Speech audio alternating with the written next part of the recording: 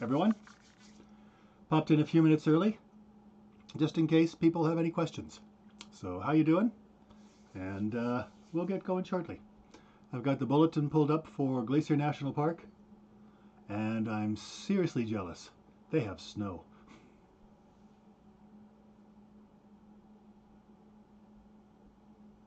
Let's see, just out of curiosity.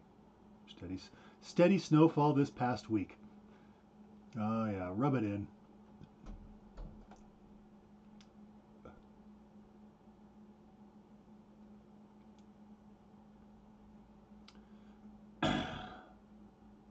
Another storm will bring snow to the Rogers Pass on Saturday. Saturday flurries. Sunday flurries. Monday, sun, cloud, flurries. Ah, look at that. They've got a persistent weak layer, basically near the bottom. They're 90 centimeters to 1.2 meters deep. This is not fair. Okay. Oh, hey Mike, my pleasure. Hopefully some of this is useful. So are there any questions? Just, give it a few minutes for everyone to show up, I assume. Hi, Rob. Let's see.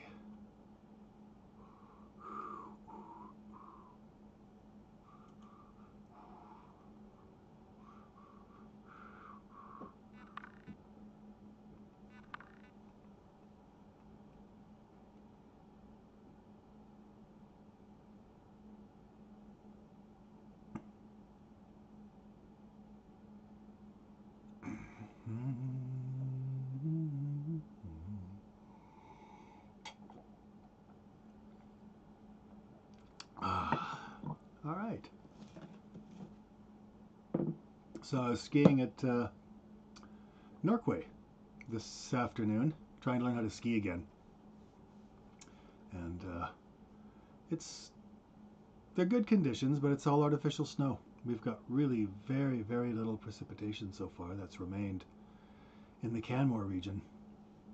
As I was just saying, Glacier Park's doing pretty well. They're over a meter now. I don't know what their study plot is reading, but it sounds like they're looking at over a meter, maybe up to 1.5 overall. And I just came back from the coast on the 16th, and Whistler had about a meter 5 where we were digging. So yeah, the snow is coming. It just doesn't make it to the Rockies.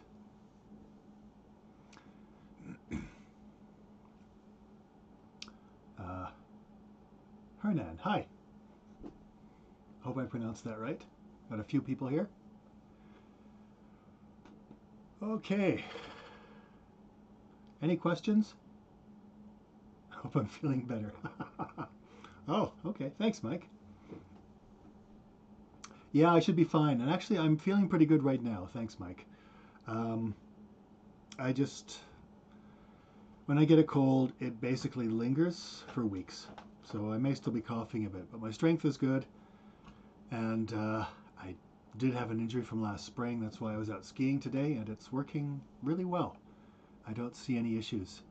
And speaking of which, I'll be sending you guys some material within the next couple of days.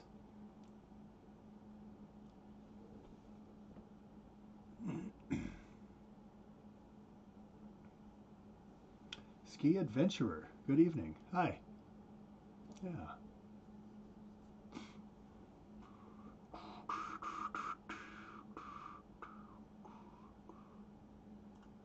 All right, so we've got a few people showing up. I'm not going to start quite yet, but what I will do is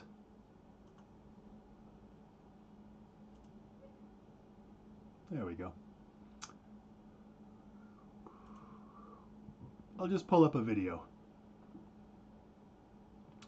So relatively new to the industry are airbags. They're actually not that new, but in terms of gaining traction, they are one of our more recent developments, and they do tend to be fairly effective.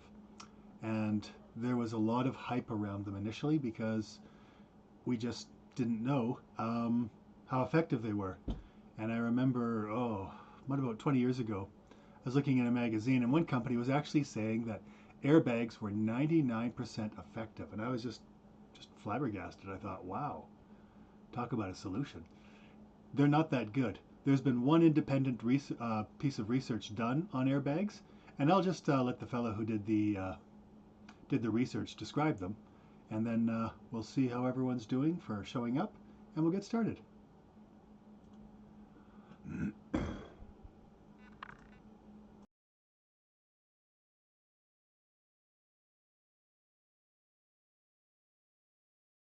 Recently, we were interested to better understand how effective avalanche airbags are. There's a bunch of different products out in the market, and there's lots of people buying it. But we were really interested in knowing how effective they actually are preventing fatalities once you're involved in an avalanche. Now, this is not a trivial question, and so it took a little bit of thinking of how to actually get at that statistic. There were quite a number of statistics out there, but they were primarily promoted by the companies selling these products. So we wanted sort of an independent, objective perspective on it. So I teamed up with a bunch of avalanche warning services in Europe and North America to gather as much information on avalanche accidents that involved avalanche airbags. And then we focused our attention on accidents that included both users and non-users of avalanche airbags. This would allow us to sort of isolate the effect of airbags because we had victims that were in the same avalanche, both with and without. And when we studied those cases, we found out that people without airbags had a survival rate in these accidents of 78%. So basically 2 out of 10 people died in these avalanches. In those same avalanches, people with airbags had a survival rate of 89%. So in this case, 1 out of 10 person died when they had an inflated avalanche airbag. So it basically reduced the fatality rate by half. So that's a very significant effect. Unfortunately, we also found out that in about 20% of the cases where people had avalanche airbags, they didn't inflate them when they were involved. So for some reason, they didn't have time to deploy them. They didn't think about deploying them in that really critical moment. And therefore, the avalanche airbag didn't have a positive effect on them. So in fact, sort of the effect is actually slightly smaller. So the sort of take-home messages from our results are avalanche airbags are a very useful additional avalanche safety equipment. They do not replace beacon, shovel, and probe, but they can really help you increase your chance of surviving an avalanche involvement. They're not a silver bullet. People still die, even with fully inflated airbags. So people get deeply buried when they're getting pushed into terrain traps. Avalanche airbags are not very effective when you're getting strained through trees and you sustain fatal injuries. Or they're also not very effective when you get hit from an avalanche from above. You really have to be involved in the avalanche. If you buy an avalanche airbag, practice the deployment, just to make sure that in that critical moment when you need to rely on that safety equipment, that you actually sort of almost like intuitively deploy the airbag.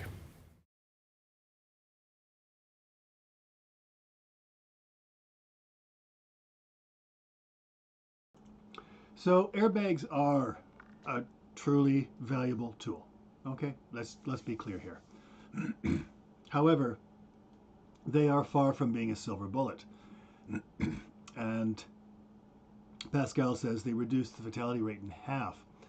But depending how you look at statistics, and these are statistics, they only increase the survival rate by about 14%. Because 80% of people with a beacon, probe, and shovel survive, and 90% of people with a beacon, probe, and shovel and an airbag in the same avalanches survive. So you can look at that. There's a 10% difference in survival rate, um, but it is half the fatality rate, or a little better than 10%. They are useful. There was talk that avalanche airbags might also be an effective tool against trauma. Pascal found no evidence that airbags reduce trauma. Now, it makes sense that if you got this big balloon wrapped around you, it is going to take some of the impact force, but the bags are only about 3 psi, so they're pretty soft. Having said that, a colleague of mine some years ago now was guiding heli skiing, and he stopped, told his group to wait here, went ahead, checked it out. He was on the edge of a cliff and decided, okay, he was not comfortable moving his group along this feature because the snowpack wasn't as stable as he'd like, and there was a terrain trap. So before he can leave the area, of course, a small size 1 avalanche hits him, and he's knocked off his feet and he's pushed off the cliff. Just out of instinct, he pulled the cord and his airbag inflated, which was good because he hit the rocks head first, and the airbags took a fair bit of the blow. Regrettably, he suffered a fractured skull, but the first responders and the hospital staff both agree that the airbag probably absorbed most of the energy, and I saw him about 6 months after the event, and he was pretty much back to normal. So they were somewhat effective. Now, he also conceded to me that this was the first time that entire winter he had forgotten to wear his helmet. Had he been wearing a helmet, he probably would have walked away, because that's actually what they're designed for. So just keep that in mind. Airbags might help with trauma, but don't depend on them. Use that properly. I don't ski without a helmet anymore. I grew up at a time when no one even thought about wearing helmets. And then eventually racers started getting them, and then it went to the general public. It wasn't until we had a son that I started wearing a helmet. It wasn't the regulations. I started before then, but I wanted my son to wear a helmet, and I figured the only way I can convince him is if I wear one. So I wear a helmet regardless all the time when I'm downhill skiing. I don't own an airbag, people always ask me, and that's because most of my work is touring, and they don't make an airbag pack big enough for what I need to carry for day trips, and certainly not for multi-days. Having said that, I'm just stepping back into cat skiing, probably for the first time in a while this winter. And if I decide to work there on a regular basis, I probably will buy an airbag. They're a good tool, and there's no reason not to. Okay. All right. So that was just to sort of keep things going. Let's take a look at your homework, shall we? Where did I put that? Oh, it's over here. So, Glacier National Park. I'm not sure everyone is from, but if you've never been to Glacier National Park and you love skiing in the backcountry, then Glacier Park is the Holy Land. It is beautiful country. They have amazing snow, and it's very accessible. It's also big. So if you're not used to big mountain terrain, this place is just gonna throw you for a loop. The first time I went in there, I'd been working as a ski patrol and I had a few extra days off. So I drove in there by myself and I figured, well, I know what I'm doing. I'm not gonna get too hung up about this. I can take care of myself. And I skied up to Baloo Pass because it was considered moderate. What? And I was terrified. It's big country, but the ski quality is amazing. The lines are great. By all means, take the time to learn how to move through the terrain and understand the hazard. But when you get the opportunity, go. Glacier Park does have a program where they have to close sections of the park for avalanche control because they're using explosives. And you have to go through an online course and then take it into the information center. They'll give you a card, and then you're free to go skiing where the areas are open. Please do that. The reason I ask is because when I first started skiing there, we were very restricted. We couldn't ski anywhere where there was an avalanche control program. And that takes out a lot of country, a lot of really beautiful ski country. And so now that they've opened it up, it requires our best behavior to ensure that they're not shooting avalanches down onto backcountry skiers. They're very responsible. They do a great job, but yeah, follow the protocols, please, or we could lose that opportunity. So let's take a look at the snowpack for Glacier. Uh, as you can see, you get your first 1 to 2 line sentence to give you an idea of what you're up against, and they're pretty happy. The snow keeps stacking up. Continued snowfall and wind will create reactive storm slab in the alpine and exposed areas at treeline. Okay, that's good to know. The best snow quality still exists in wind sheltered areas. So what does that suggest to you? We're getting storms, so we're probably going to have a storm slab. And we're getting wind, so once it stops snowing and keeps blowing, we'll probably have some wind slab. Okay, those, just off the top of my head, sound like their biggest concerns, which are short-term problems. So that's a good sign. They're not things that they're going to be watching or worried about for a long time. Today's hazard rating is 322, or considerable, moderate, moderate. And it's probably due to the new snow and the movement of that snow by wind. As you get in lower elevations, basically the trees will act as a protection, and so the snowpack is much less affected by wind, and they serve as anchors. So the hazard drops to moderate. Still have to be on your toes. It's not a perfectly stable snowpack, but that's looking pretty good. Oh. And then for Sunday, same thing, 322. But look, by Monday, I'm guessing that the snowfall will be tapering off, the winds will be reducing, and the snowpack will have some time to settle because the hazard's dropping to 222. Geez, I wish I was skiing out there. Terrain and travel advice. Watch for newly formed and reactive wind slabs. Hey, we figured that out right at the top. As you transition into wind-affected terrain. What are you going to see when you talk about transition into reactive wind slabs? The snow is going to be maybe a little deeper. It's going to look like a nice big fat pillow just off the top of the ridge. And it's going to be maybe just a little bit stiffer. It's going to be in those areas where the wind is blowing and the snow is deposited. So it's on those lee slopes. And those are the features. As soon as they start getting above 30 degrees, you should be worried about. Okay. And then they just put a point down. Wind slabs are most reactive during their formation. It's a short-term problem, so they should settle down. Okay. Main concern is in the alpine and at treeline. Okay. But their first problem they're listing is storm slab. And because that's just falling snow, it's everywhere. Okay. The compass gives you all aspects. And then the chances of an avalanche are possible to likely. So it's fairly easy to trigger them. But it's not a really touchy snowpack. This is always vague terminology, so take it with a grain of salt. And you can expect to produce size 1s to, moderate size 2 avalanches. So that's significant. And now they're just bragging. Steady snowfall this past week has left plenty of snow available for transport. Moderate to strong gusty winds will continue to refresh these slabs. This avalanche problem will be most reactive in the alpine and exposed areas at treeline. Those areas where the wind's going to get to them. And so, yeah, the snowpack is getting deeper. We have a short-term problem with the wind, and that's why the second problem, they're still calling it storm slab. Okay, remember, storm slab and wind slabs are often confused, mixed, or just balled into the same thing. And that's sort of what this is. Don't get too worried about whether it's a wind slab or whether it's a storm slab. Just understand you have a problem and know where it is, and that this is something that's probably going to settle out fairly soon, as in the next few days, under most conditions. Second problem is dry and loose. You know what that means? Powder. They're bragging again. And this is on all aspects.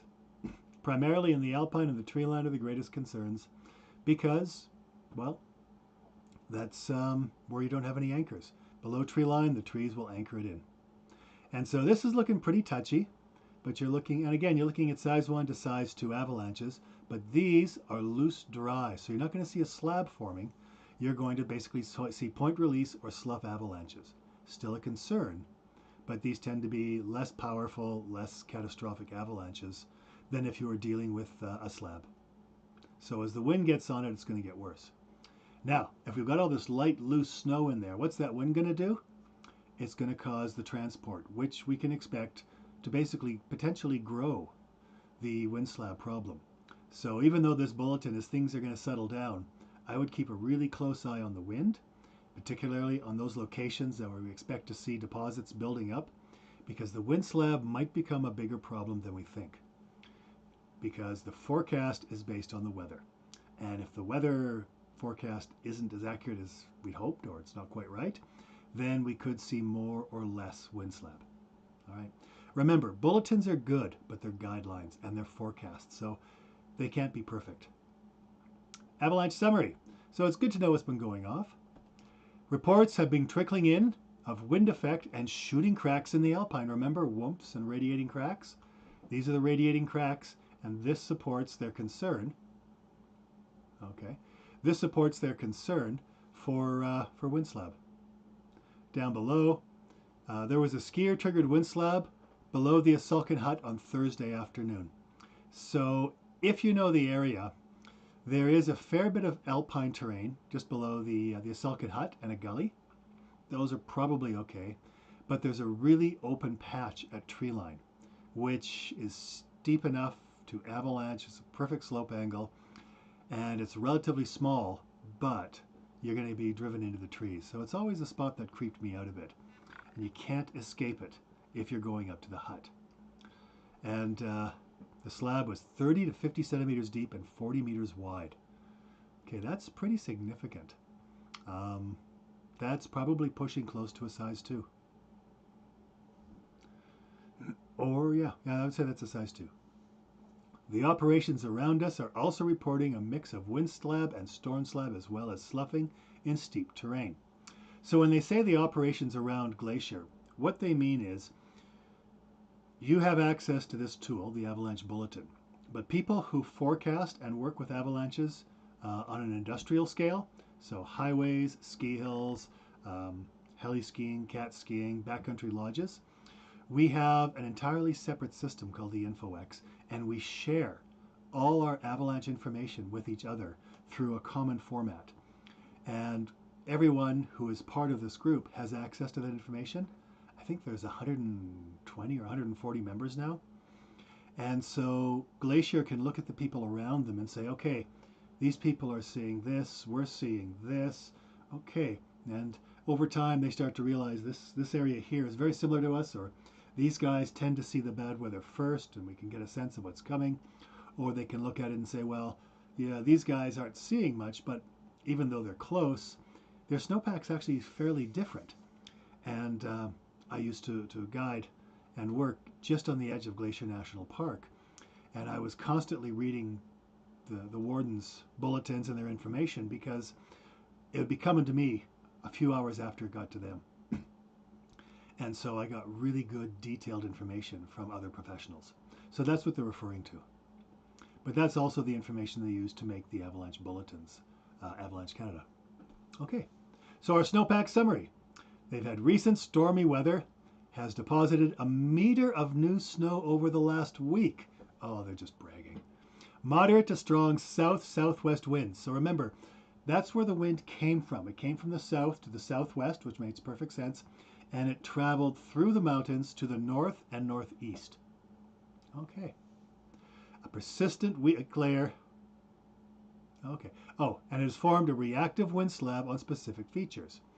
Ridge lee areas, okay. Open cross-loaded slopes and convex rolls. Just what we talked about yesterday.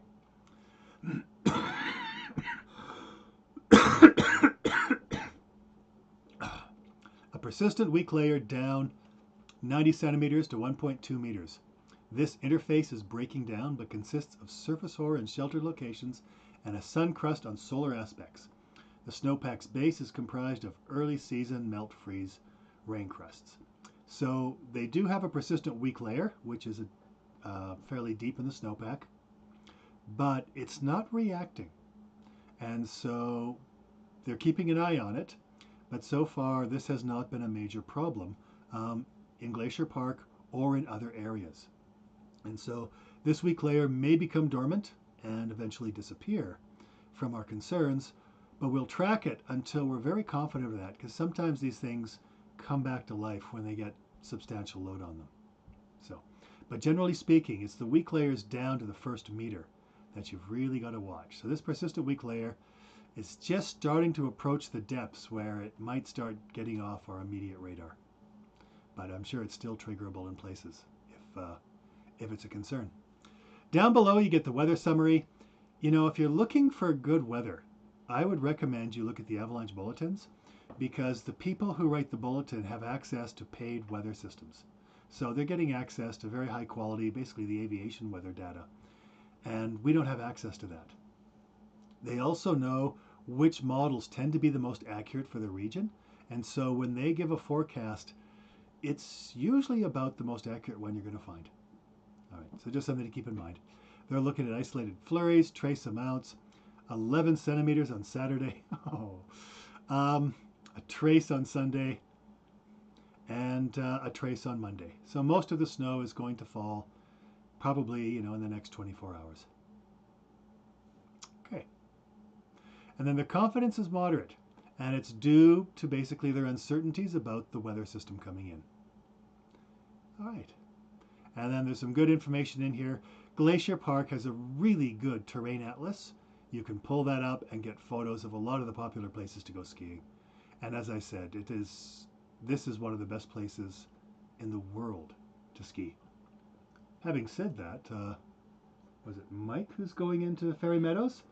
Fairy Meadows has a very similar snowpack. In fact, keep an eye on Glacier National Park and the Northern Columbia's avalanche bulletins, because those are two really good sources to figure out what might be going on in Fairy Meadows, where we're going to in a couple weeks. Okay. Any questions on the bulletin? Does it all make sense? You can read it and understand what they're trying to tell us.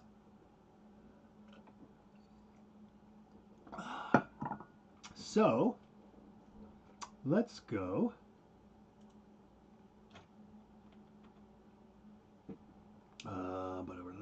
Advanced skills. Moving through avalanche terrain.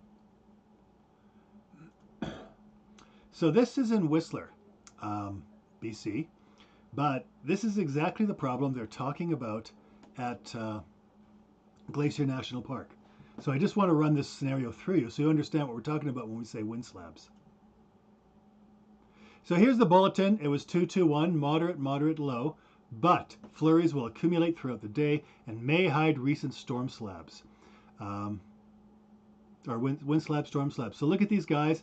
That is the sheltered area just off the ridge. There's your lee slope. Now the snowboarder was able to keep it together, and he managed to escape unharmed, and the other person stayed above the slide. Okay, so that's a really good example. There are still problems in moderate hazard. And that was a pretty easy feature to identify. It's exactly where they said to be worried about. But there's one other thing to keep in mind. I had to watch this several times before I figured it out. There's more than one group. And the person at the bottom is alone. And look what happens to him. He just curled up and got run over. Now the good news is the person filming this went and dug him out. The scary thing is the person who got buried had no transceiver, probe, shovel. Nobody knew where he was, and he was traveling by himself. So this is a case of really good luck. All right. That's what you got to watch for with wind slabs.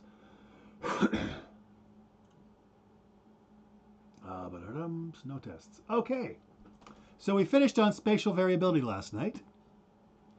And basically, don't trust your snowpack. Oh, yeah. Here we go. All right. And one of the things we can do is we can look for weak layers in the snowpack. Now, be careful with this. At the AST1, we don't expect you to understand how to do all the different tests and to interpret them.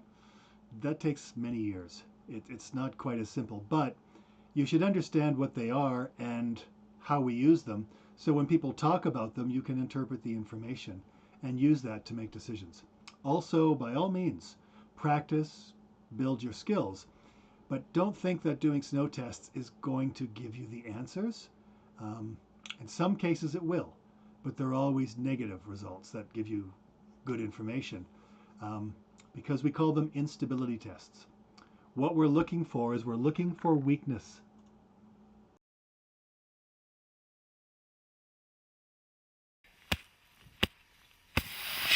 Oh.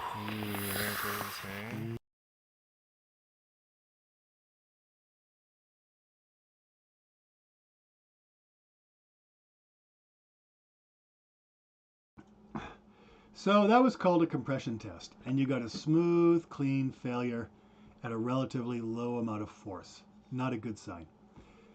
These tests, if they do not produce a failure in the week, a failure doesn't mean the snowpack is stable. If you get a result and you see the failure, that is an indication that you may have a persistent weak layer in your snowpack. But don't ever trust your life on a single test. As I mentioned last night, if you looked at that slope and all the roosh block tests, you know what? 13% said the slope was good. But if you don't have any information because you're going into an area where the bulletin isn't available, or you're seeing things and you're worried, then it's worth digging into the snow to gather more information. And these are the kind of tests we can do. Probably the most popular test out there is this guy. It's called the compression test. The compression test is an industry standard test. I'll play it again. I just got to find the audio. 2 meters in the snowpack. Isolate a block of snow approximately 30 by 30 centimeters square.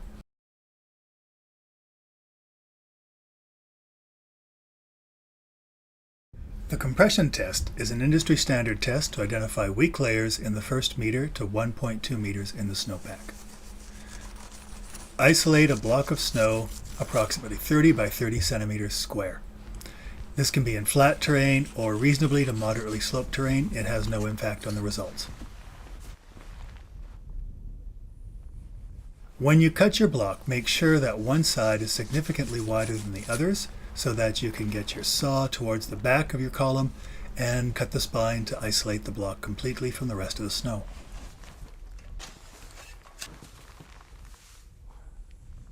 If the test fails at the height of the base of the saw, this is not considered a reliable result and the test should be repeated. The first 10 taps are done from the wrist and they're a nice, easy, gentle blow. The second 10 are from the elbow and they're a force comparable to patting an old friend on the back or burping a large baby. The last 10 blows on the snowpack are done from the shoulder. You can do this with an open hand or a fist, and there should be enough force that you can feel some discomfort in your hand during the strikes. It is important to record the number of blows it takes before you identify a weak layer in the snowpack, but it is essential to identify the type of fracture or fracture character that you observed. The compression test is an industry standard test to identify weak.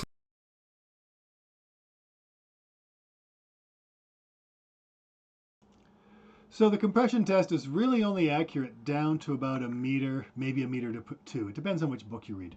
And the reason for that is basically the force of your blows are absorbed through the column, and so the force isn't transmitted effectively down. This used to be our standard test. And then we discovered something called fracture character.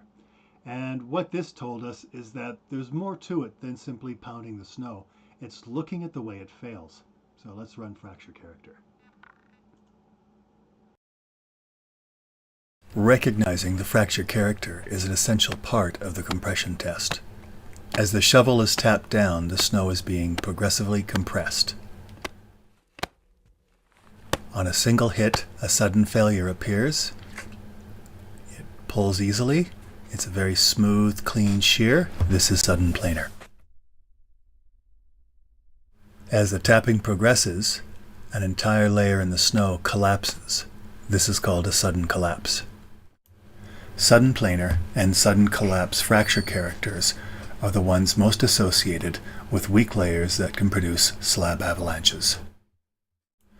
A resistant planar does not see the fracture run across on a single hit. it takes 2 or more before you get a complete failure of that layer. And/or when you attempt to remove the upper snow from the fracture, there's a significant amount of stiffness or resistance. A non-planar break is a broken or uneven fracture. So this was research done at the University of Calgary under Bruce Jameson's program. And what they've discovered is that getting a failure was only part of the test. The nature of the failure was really important. If you got that smooth, clean shear, either through a sudden planar or a sudden collapse, that accounted for over 80% of all weak layers that had avalanche just close to the site where they were doing the test. And it was very rare for an avalanche to release when the tests were were a resistant planar or an uneven break. Those are areas where the snowpack is now, the weak layer is bonding to the layer below, and it's gaining strength, it's getting stronger. So the nature of the failure is actually more important.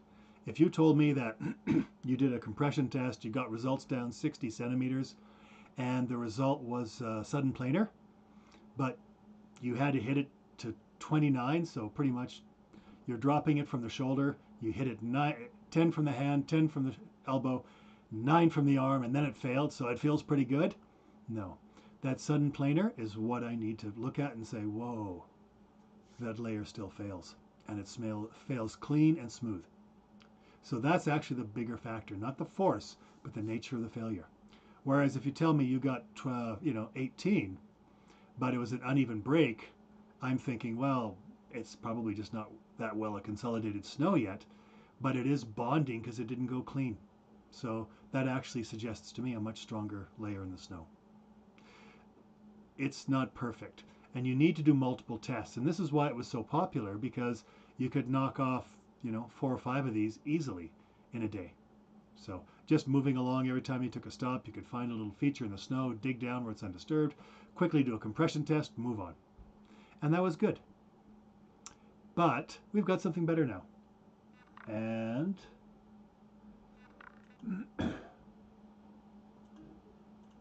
there we go.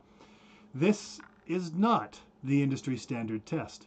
It's called the extended column test. However, I'm now teaching with the Canadian Avalanche Association, so we're training people to become forecasters, technicians, and basically work in the avalanche industry. This is the test. When I ask instructors and examiners, what is your go-to test? I have had a 100% response. It is the extended column test. This is our darling, and I'll show you why. The extended column test is becoming the go-to test. This test is similar to the compression test, but it is performed on a block that is 30 centimeters by 90 centimeters wide. In order to cut this block, this is simply one technique used for isolating the column, but this really only works well if you have particularly long arms.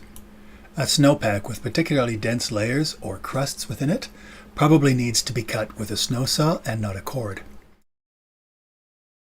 Once the block is isolated, you begin the same test as if you're performing the compression test.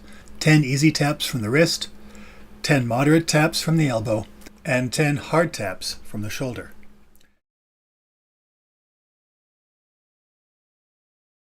The test is positive when you see the fracture run the entire length or propagate across the entire column of the snow. This indicates the potential for a weak layer to propagate across the snowpack.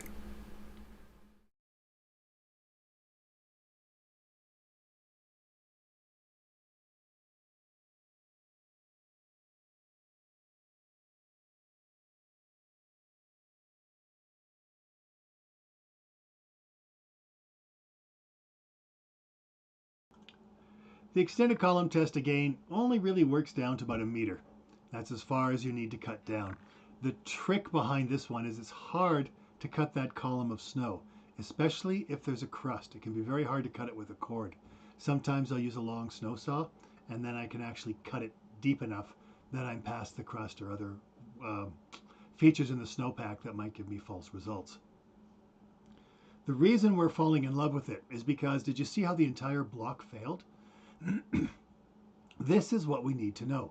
There's two processes that happen for an avalanche. First, the weak layer has to be shallow enough or not have not enough support that something will initiate it, will cause it to fracture. That's your first test. That's what the compression test does. However, that fracture then has to propagate through the snowpack.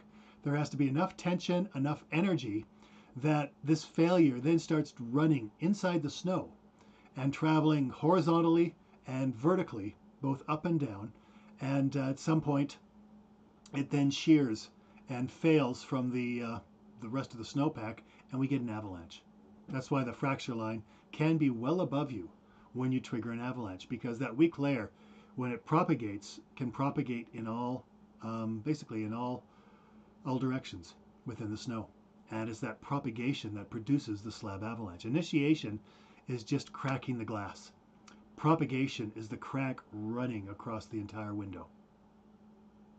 And so this test allows us to see propagation. If you get a failure, but it's only under your shovel, that's actually not too bad, because it doesn't have the tension or the energy to propagate. Again, it's not a 100% test, but it's giving us vastly more information than just, do we have a weak layer? Now we're looking at, do we have a weak layer with enough tension within it to propagate and potentially produce, a slab avalanche. So this is a really good test. And again, don't be too worried about the amount of force it takes for the layer to fail. Did the layer fail completely? That's the bottom line. Okay. Our newest test is called the propagation saw test. And I think this is the first time I've had a video to teach it with. So let's take a look. This is kind of a cool test, and I'll talk about it later. It's not really used by the public. It's not even used that much in the guiding community. But it is gaining traction with the forecasting programs, and I'll talk about that in a minute.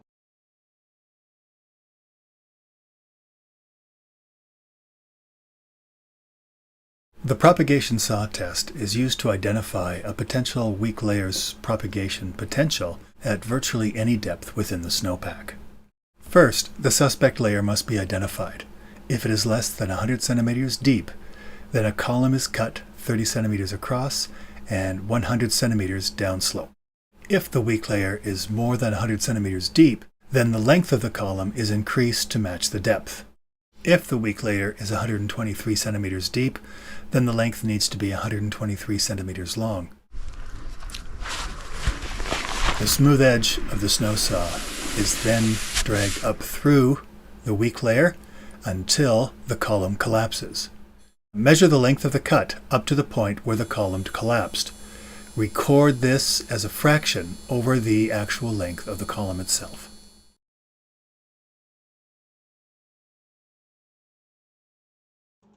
So what this test is doing is we're looking at whether or not a weak layer can propagate. The tricky part about this test is twofold. First, you have to be able to identify the weak layer in the snowpack, so you have to know it's there. Then you have to run your saw, the smooth edge of your saw, up through that weak layer until you see the block either fail and slide off or just fail and collapse. What we're looking at is the propagation propensity. How likely is it, or how easy is it for it to propagate once it's triggered? We don't know how easy this weak layer is to trigger, but we do know if it has the potential, once it does initiate, to propagate through the snowpack. And what makes this test particularly useful is if we have a situation where our weak layer is deeper than a meter. So it's pretty unlikely we can trigger that with human weight. It's possible we can, and certainly if there's spatial variability and you get into a thin spot in the snow where that weak layer is closer to the surface, we could trigger it and it will propagate. But if you have a weak layer like the one they're talking about in Rogers Pass, if they get another meter of snow, that weak layer they've been tracking is going to be down 1.4, 1.8 meters deep, depending on what the snowfall has been over that time. And now our regular tests aren't going to tell us anything about it. But we can now isolate it and test it to see if the layer is actually bonding or if it's still a pretty good sliding layer, because the upper snowpack is now big enough that it can basically bridge that weakness. And so it can hide that problem for a long time.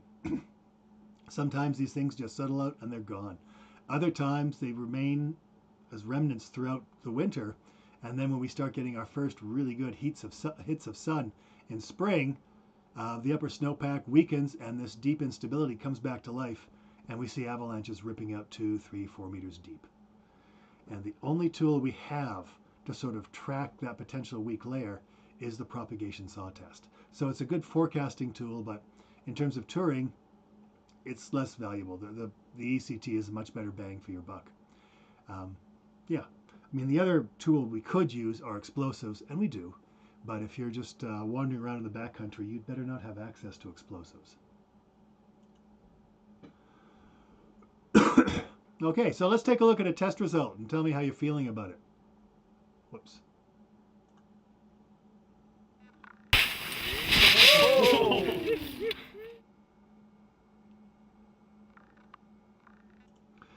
So this was a ski slope or a slope that group wanted to ski with me. I was taking them out on an AST2, and we've been skiing all over these south aspects and feeling pretty good about it. And then we got into the cold north aspects where it was shaded all the time, protected from the wind, and I knew there was a buried weak layer because it had no heat. And my group was saying, well, let's ski it. And I was like, no. There's a monster down there. And they were really keen, so I said, look, let's just put up a roosh block. So we made a roosh block test, set it up, and the fella who was most keen to ski that slope, I put him on that thing so that he could test it. On his first jump, so a roosh block 4, the whole slab failed and just slid down, and he was on his butt. The beautiful thing about a roosh block test is it might be a lot of work, but it took zero convincing after that test. Everyone was like, yeah, okay, let's go back to the sunny slopes. So tests can be useful. If you're a snow geek, and I am a bit of one, and you want to get all these tests and know all the standards, what you should look up is the Canadian Avalanche Association OGRS, O-G-R-S, OGRS. And that is the operational guidelines and requirements for snow studies. Oh, and recording for snow sciences. It's available for free off the Canadian Avalanche Association's website. We just updated it for 2024, and if you're an insomniac, it is the perfect document. When I'm working with technicians and forecasters, that's the Bible.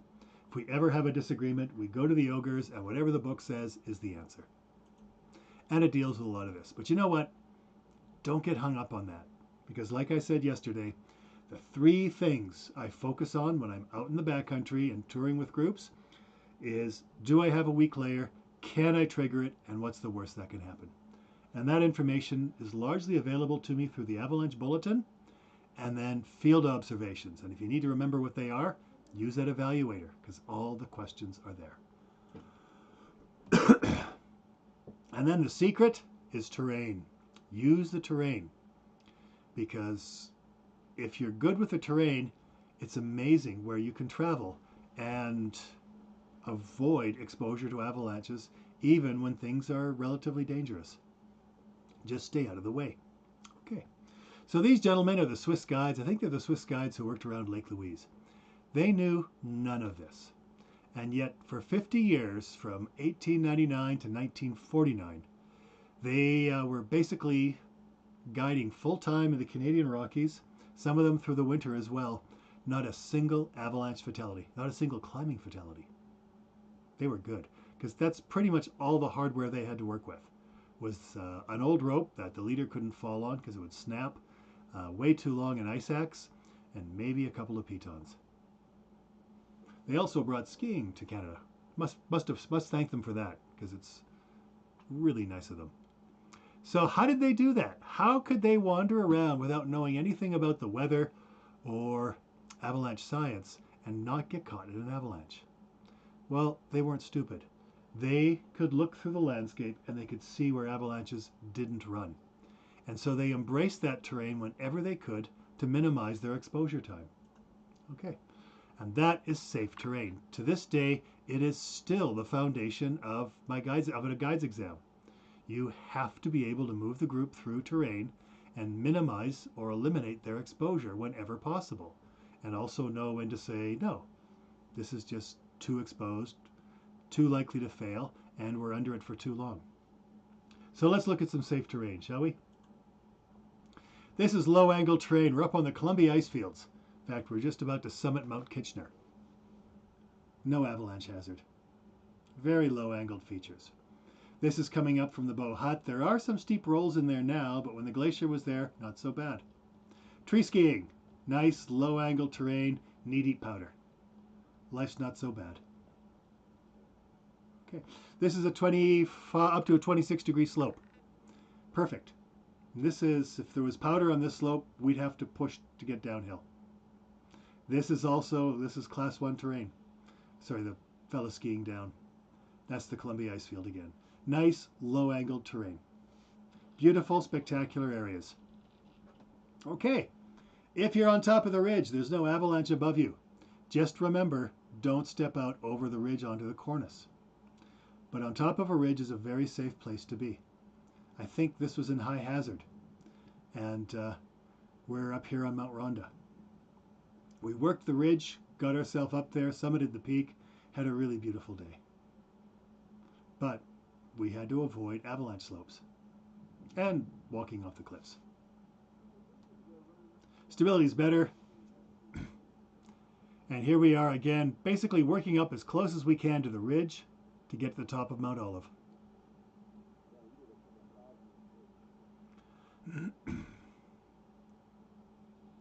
Okay, trees. So these trees are not as tight as I would like them to be, but it's the only footage I have right now. If you've got dense trees, like about twice as dense as this, and they're nice mature trees that have their branches on the uphill side, that's pretty safe terrain. And I've spent many a day in high hazard skiing big timber, and so long as there's no open slopes and nothing above you, it's pretty safe. And again, this is where Rogers Pass, they've just got the biggest, most beautiful cedar trees. I'm sounding like Trump. But the skiing in between them is just magical.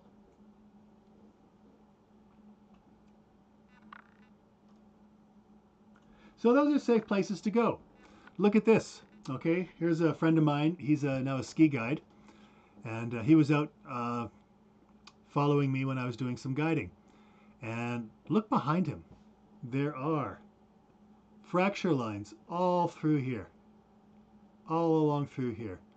Up here. I mean, we just finished a major avalanche cycle and things were just settling down. And, I was hired to guide a group in Rogers Pass. And we had a wonderful week. Anything big and steep was going to kill us. But we found lots of moderate, reasonable low-angle terrain, lots of good tree skiing, and we had a great 5 days. So that's kind of the key. Use the terrain and you can avoid the avalanches. I mean, look at the slope angle. That's well under 30 degrees. And there's nothing big behind them.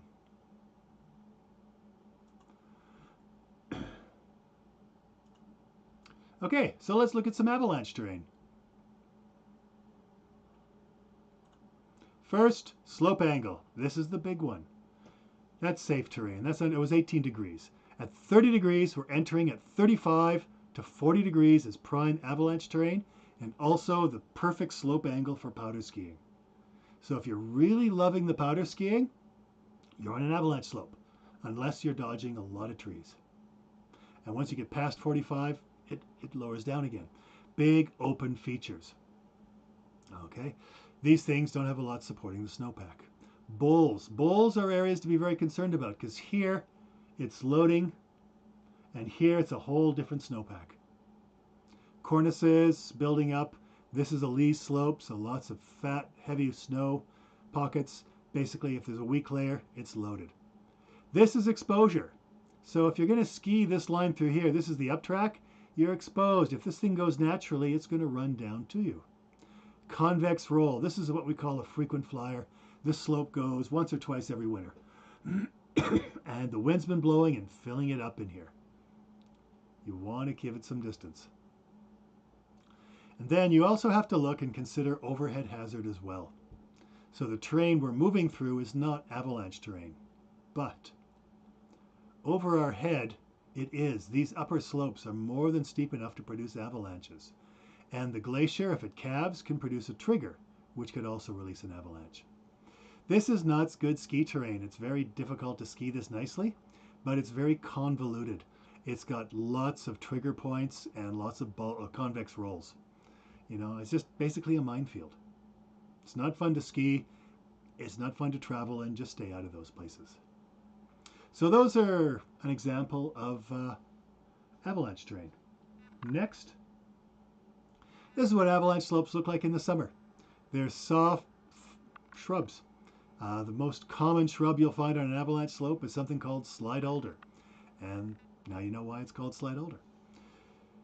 It's all over the place in Glacier Park. If you go skiing early season before the snow is very deep, you're going to get face slapped by slide alder everywhere as you ski down the open slopes. But these areas with good mature timber, this is exactly the place where, if you needed to, you would stay to work your way up if you can find a route through the trees. If you can't and you've got to work your way up, you would stay close to the edge of the trees so you have a place to hide. But also keep in mind, what exactly are you doing here? Is it worth it? Because there's lots of places I see people ski and I think, well, that's a fairly mediocre run with a lot of threat.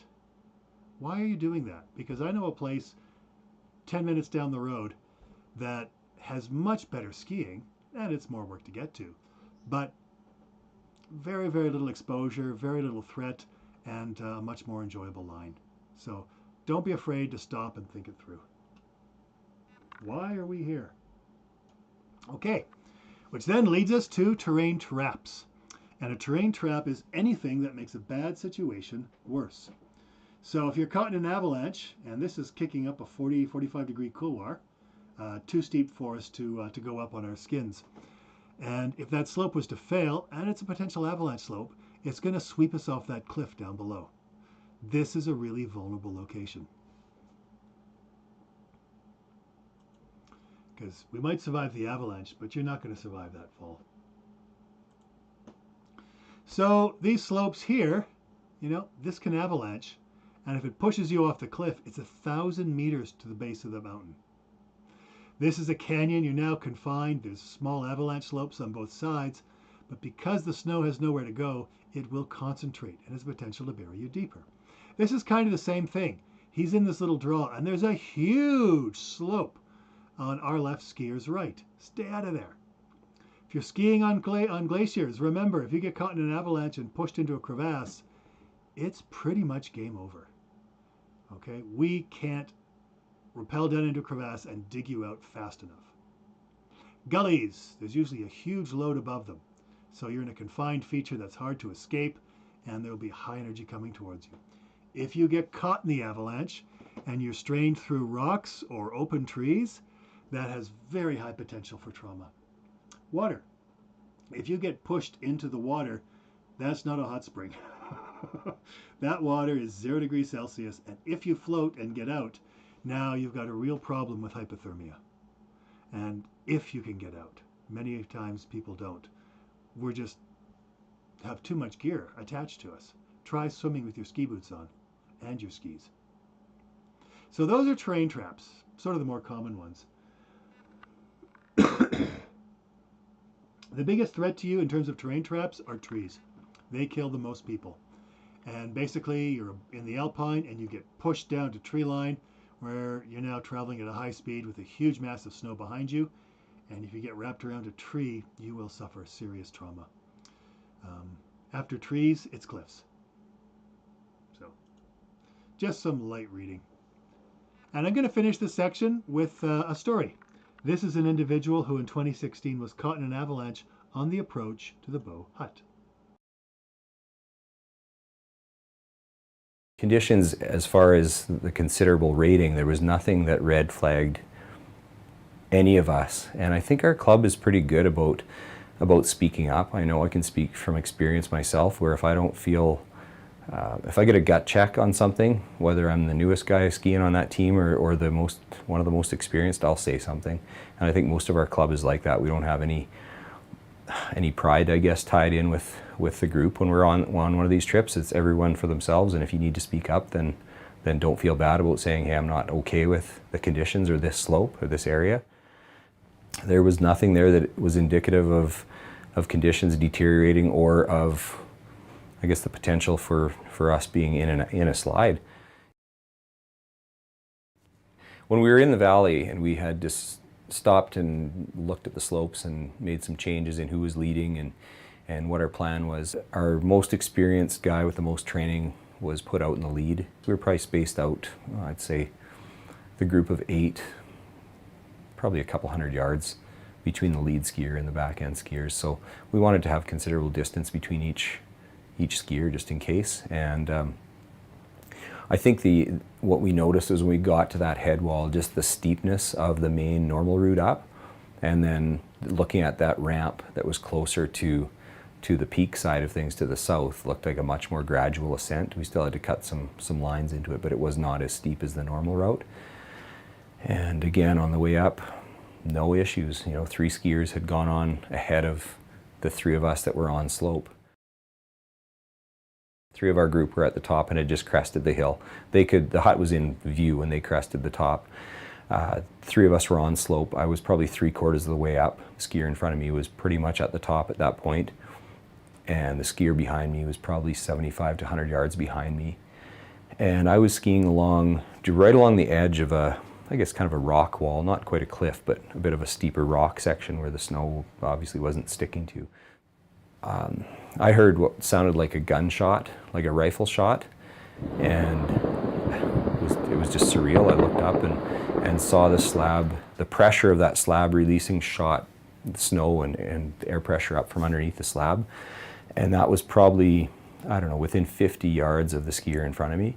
So the slab that we were on that ramp had released. I was thinking that I could make a few steps and get turned downhill and hug that rock wall and get some momentum and ski away from it, because I thought I had time to get out of the way, because I was on the edge of whatever was going to be coming down.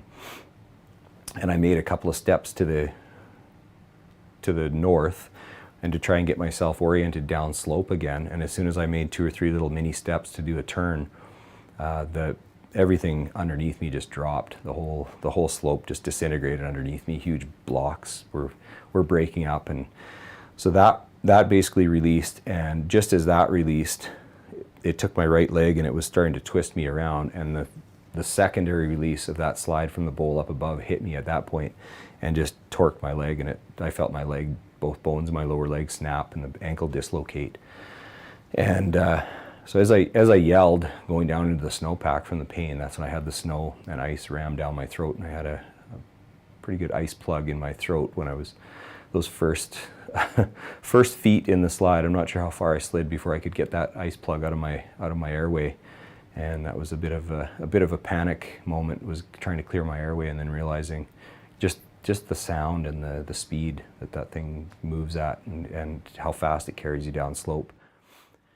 Going over the rock band and the cliff, I just had the sensation of falling for a long ways, and then the impact at the bottom was pretty substantial. I did suffer a compression fracture of my spine. They figure on that fall off the cliff, and I think having the backpack on might have prevented it from being worse, because it was quite a drop. And then being in that slide and being swallowed up at that point after going off the cliff, it was quite dark, and I knew I was down deep in the snowpack. And then over the course of however many 100 feet down onto the moraine, it was like that secondary slide had come behind us and was kind of upwelling underneath and pushing the slide that we were in up to closer to the surface, and I could see daylight, and it was getting lighter and lighter, and I was getting pushed closer to the surface. And as the slide was slowing down, I took a deep breath in, got as much air in my lungs as I could, and I pushed my left hand, reached with my left hand up towards the surface and punched my hand up, and it came through on the surface and broke a little block out on the surface. So I could see daylight, but then as the slide moved probably the last 2 inches, it was just that crushing force of just squeezing every bit of air out of my body, and it was just like, I don't know how to describe it. It's like being buried in concrete, and it squeezed all the air out of my lungs, squeezed every part of my body, and just locked me solid in that position.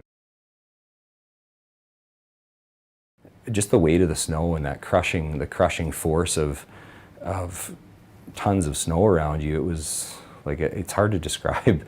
I couldn't breathe. Like, it was, all that air that I had taken in had been squeezed out. My whole body was just under compression, and I could breathe into my diaphragm, and that was it. I was pulling air straight down into my diaphragm and just trying to take little sips of air, knowing that, well, hoping that someone was up there, that not our whole team had been buried.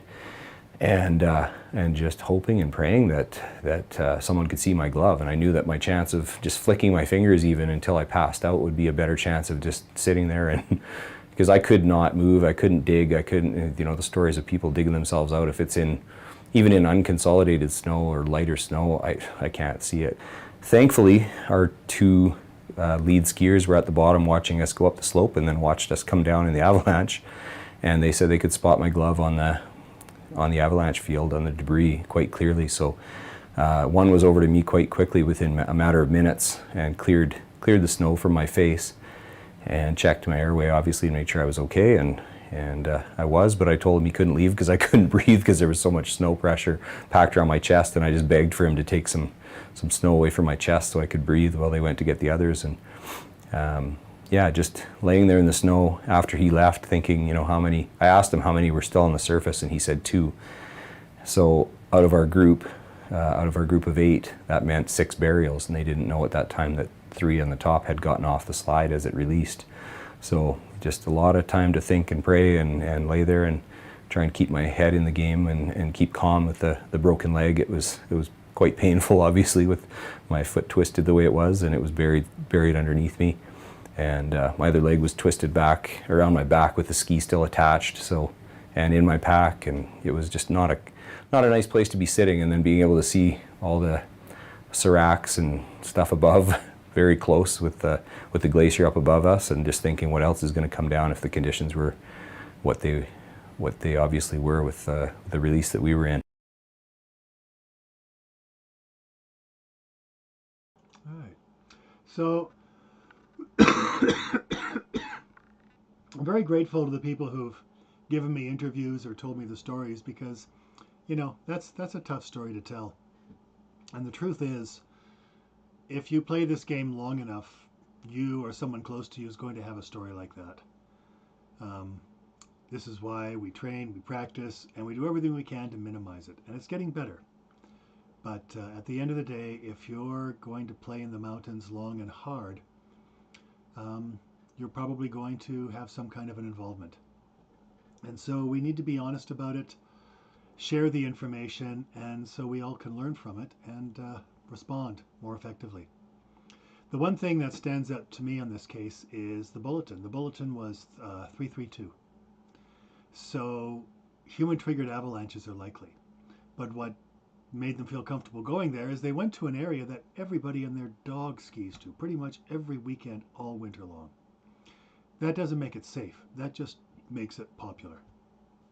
I was skiing the day before and the day of the event and the day after on a program, and I remember just tiptoeing around because I was scared. There were whoops, radiating cracks, skier remotes. We were producing a lot of evidence that things were very touchy.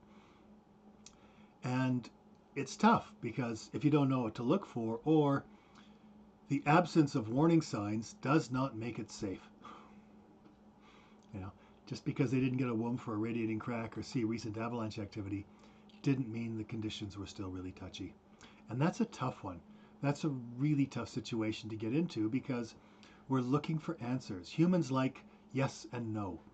They don't like, well, I'll give you 60-40 or 70-30 or 50-50. What do you do with that? How do you make a decision? It's tough. All right. So let's move into some trip planning. So this is basically an animation, but I saw this actually coming back from teaching an avalanche course. There were these 3 headlamps trying to come down Miners Gully on Hauling, right above my house. So, that kind of smacks of not the best trip planning. When you do a trip plan, go through a checklist. And I believe I've made a checklist available to all of the ACC sections. I gave it to the national office, and I handed it out last year when I taught one of these courses to members. But just get into a routine. This is a good process, a good habit. As I said, I have forgotten to check the Avalanche Bulletin twice in my life. It is just such a natural process that I feel naked if I don't check the bulletin the night before. So the first thing you do is you go to Avalanche Canada, you pull it up, zoom in, find the region you're going to go and ski. Oh, look at that. The big storm's hitting. The west coast is in high hazard. So yeah, here's the precipitation that's probably going to hit Revelstoke and miss the Rockies. Get the bulletin. Okay. Then go to spot weather. And you don't have to go to spot weather, but I do like this because it allows me to get a reasonable forecast in locations that you just can't get from any other regular product, unless you're using Windy or Alpine FX, both of which require paid subscriptions. This is the only one that says, okay, I'm going to go to the Columbia ice fields, and there's Mount Columbia right there. So I click here, and boom. It's not the most accurate forecast, but it's the best I'm going to get. And there you go, your 2-day forecast. And the ice fields are expecting snow. But of course, it's the ice fields and it's the Rockies, so they're only going to get 5 centimeters of snow. But it's a start. Good. So you get the weather, you get the bulletin, and then based on the hazard and the weather forecast, look at your group. Who are you? Are you a group of friends who loves to go touring and get great views off big peaks or peaks? So if things are kind of creepy, but it's a blue sky weather, just after a big storm, you might want to go to like Panorama Ridge. Pretty safe access, great views. If you're a family and you got a bunch of little kids running around, well, forget that. Just pick an area like Lower Crowfoot Glades. Don't even go all the way to the glades. Stay in the trees, stay in the flats, stay where you know you're out of avalanche terrain. Okay? And then the kids can wander and get lost, and all you have to worry about is drowning and trauma, no avalanches. Okay, much simpler. Choose the right group. If you're a group of, skimo racers, and most of you are going out for a train, and you invite your buddy who's a photographer and not in the best shape, you're going to have a lot of conflict, and that is going to produce problems. Okay, so just make sure it's something you're all into and understand what's going on. Then, use the Yates scale. So go in, find out what the terrain is rated at, and boom, what is reasonable? Can we go into simple, challenging, or complex terrain? Then you can do, well, actually, you do that, then you define the trail that works for you. I got ahead of myself here. It's good to have 2 destinations, because what if as you're driving out you discover the bulletin is wrong? The storm didn't hit. And you're going to go to a very conservative area, but you look around, it's like, yeah, it didn't snow at all. There's no snow on the road, no snow in the trees, and it doesn't look like it's going to snow now. You have an option. Or you're going out and the forecast was only 1 to 2 centimeters, and you're punching through 15 centimeters of fresh powder on the road. Oh, this is a little different. Maybe we won't pick such an exposed and complex trip. Let's go somewhere that's safe and we can just go lap the powder. And there's places like that. Don't have just one destination in mind.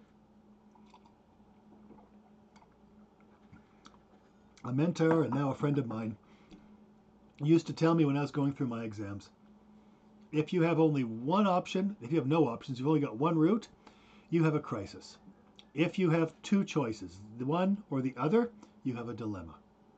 And he's like, you should always have at least 3 options, because that gives you a lot more latitude and a lot more room to manage unexpected situations. Can't always do it, but it's nice to try and work for it. And then tell somebody where you're going. And the one person who's always going to miss you is your mom. And so I don't have a mom. I tell my wife, and she seems to be quite fond of me, so yeah, she's going to miss me if I don't come back. And you need someone responsible.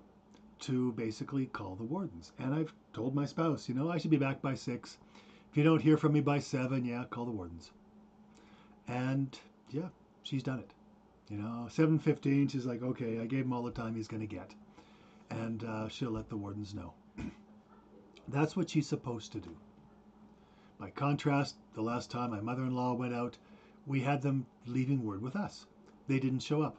Half an hour later, they didn't show up. So I got in the car, I drove to the trailhead to see if their vehicle was still there. Okay, I had to drive for an hour to get there, check the site, they were gone.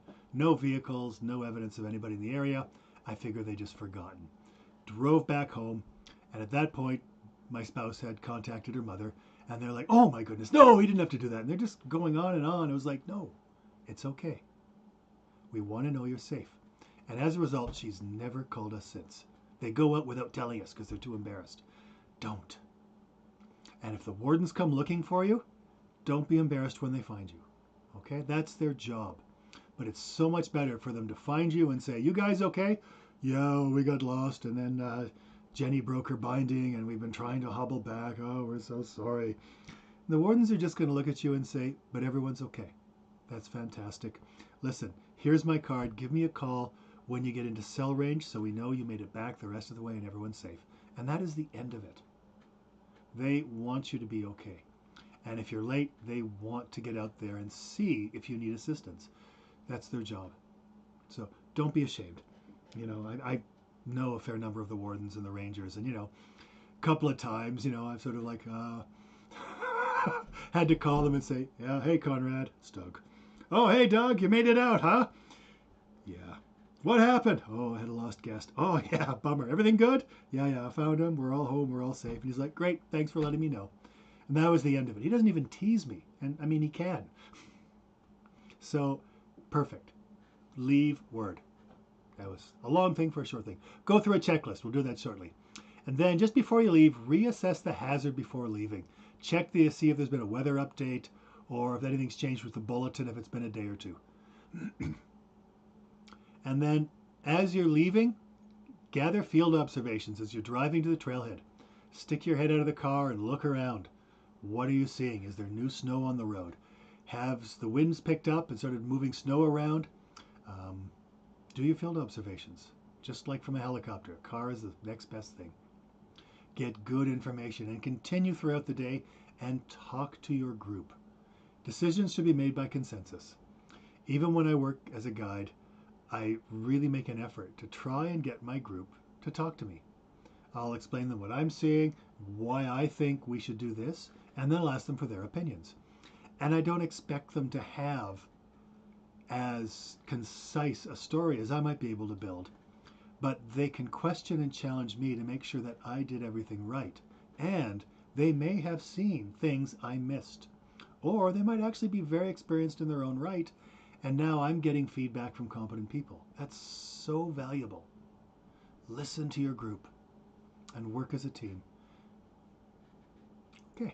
Then when you're finished, let mom know you're home, and then talk to your group and see how the trip went. Was this a good trip? Is this a keeper? Do we save this one for big snowy days to go play in the mountains? Or, was it a bit too much or a bit too little? Just figure it out within the group. And then, if you want, you can post this information on the Mountain Information Network. And if you just found the most amazing sweet spot and you don't want to share it, you can be a little more vague. I've got a couple of spots in Chickadee that I do not like telling people about because nobody goes there, and it's great skiing for a group. But I'll post about Chickadee. I'll say, went up Chickadee Valley on, these aspects, saw this. Or as going through there, we noticed some avalanche activity. I won't give my exact location, but I will give pertinent information and share that because that's another huge value. There's something called wisdom of the crowds. So the more people that share information, the more accurate your picture becomes.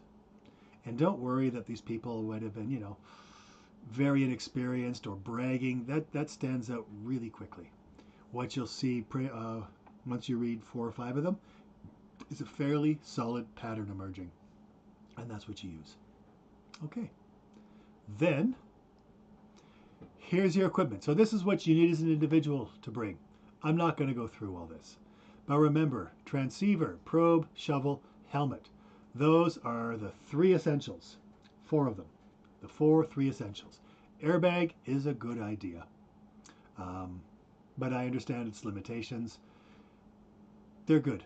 I don't know of a bad airbag out there. They are a little pricey. The compressed air ones are more affordable. But it's worth considering if you're going to do this for a long time. Touring equipment. Have what you need. Make sure you dress properly. Have the odds and ends. And then always carry a headlamp, because you know what? They weigh nothing. And boy, do they make a difference. So, here's my pack. I always carry a tarp. That's group equipment. So if we need to, we have an emergency shelter. One big fluffy down coat. If it's really cold, I carry two. Because if somebody gets hurt, they probably didn't bring a big down fluffy coat. I'll give them my spare, and then I've got a big one to take care of myself. Everyone needs their personal meds, but you really only need one first aid kit per group. Communication is now standard, whether it's an inReach, VHF radio. Sat phones are my dream form of communication. I really do like them the best because you get good information. Navigation, whether that's GPS off your phone, off a device, or traditional compass, good to have. I take a field book with me everywhere and I record my day. I also have all my rescue plans and emergency preparedness in my book so I can go through them. I'm going to be stressed in an emergency. It's good to have a checklist. For maps, I just basically photocopy the section I need, tape it into my book. That's a slope meter so I can measure the slope angle. We just need one of those per group. Print out the Avalanche Bulletin so you can share it with everyone in the group. Read it before you leave. And then just some basic repair parts. This really is about everything I carry for emergency repair. A few ski straps, some cord, a Leatherman, a multi-tool. Within the group, it's good to have one snow saw that'll also cut wood. So if you get stuck out, you can start a fire, or you can cut branches and create insulation on from the ground. Everyone has got to have a good avalanche shovel. When I managed a backcountry lodge, I had all the guests show me the shovels, and the ones who had crappy shovels, I took them away from them and I gave them good ones, because who are they digging out? Probe. Okay, we use 3-meter probes now for avalanche travel, because we're getting live recoveries that are 3 meters or deeper. Okay, get an avalanche transceiver. They're all good, but make sure it's working properly. Headlamp, standard. Everyone needs a headlamp, and they weigh nothing. And I'll often put fresh batteries in my headlamp so they'll serve as backup batteries for my transceiver. Oh, those gloves don't look nearly so good anymore. Remember, if you carry a water bottle and it's really cold, it'll freeze. Thermoses don't freeze. Wrap your water bottle in a down coat or something, hang it upside down. You'll get a much longer extension before it starts to freeze up. Toilet paper is worth its weight in gold. Remember to bring your skins, please. This can really sort of put a bad spin on a trip if you forget those. Ski crampons. In the spring, these can be really valuable, but it's something people rarely take along with them. I don't take them with me unless I specifically think, we might need them. And I find if I bring mine and my guests don't, well, I can't use mine anyways. Got to take care of them. Sunglasses, and you're good to go. Okay.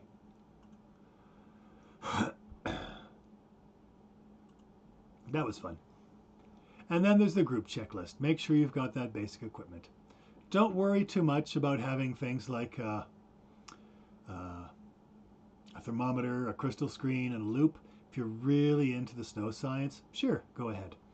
But otherwise, you know what? In spring, it's good to know what the temperatures are because it'll give you an idea of if and when things really heat up. But the loop and the crystal screen, you know how many times I use those guiding unless I'm trying to teach somebody something? 0. Do I have a weak layer? Can I trigger it? What's the worst that's going to happen? When I get back in the office, I'll think about, okay, so what exactly was that weak layer? When did it form? And what are its properties? But in the field, do I have a weak layer? Can I trigger it? That's really what I need to know. Okay.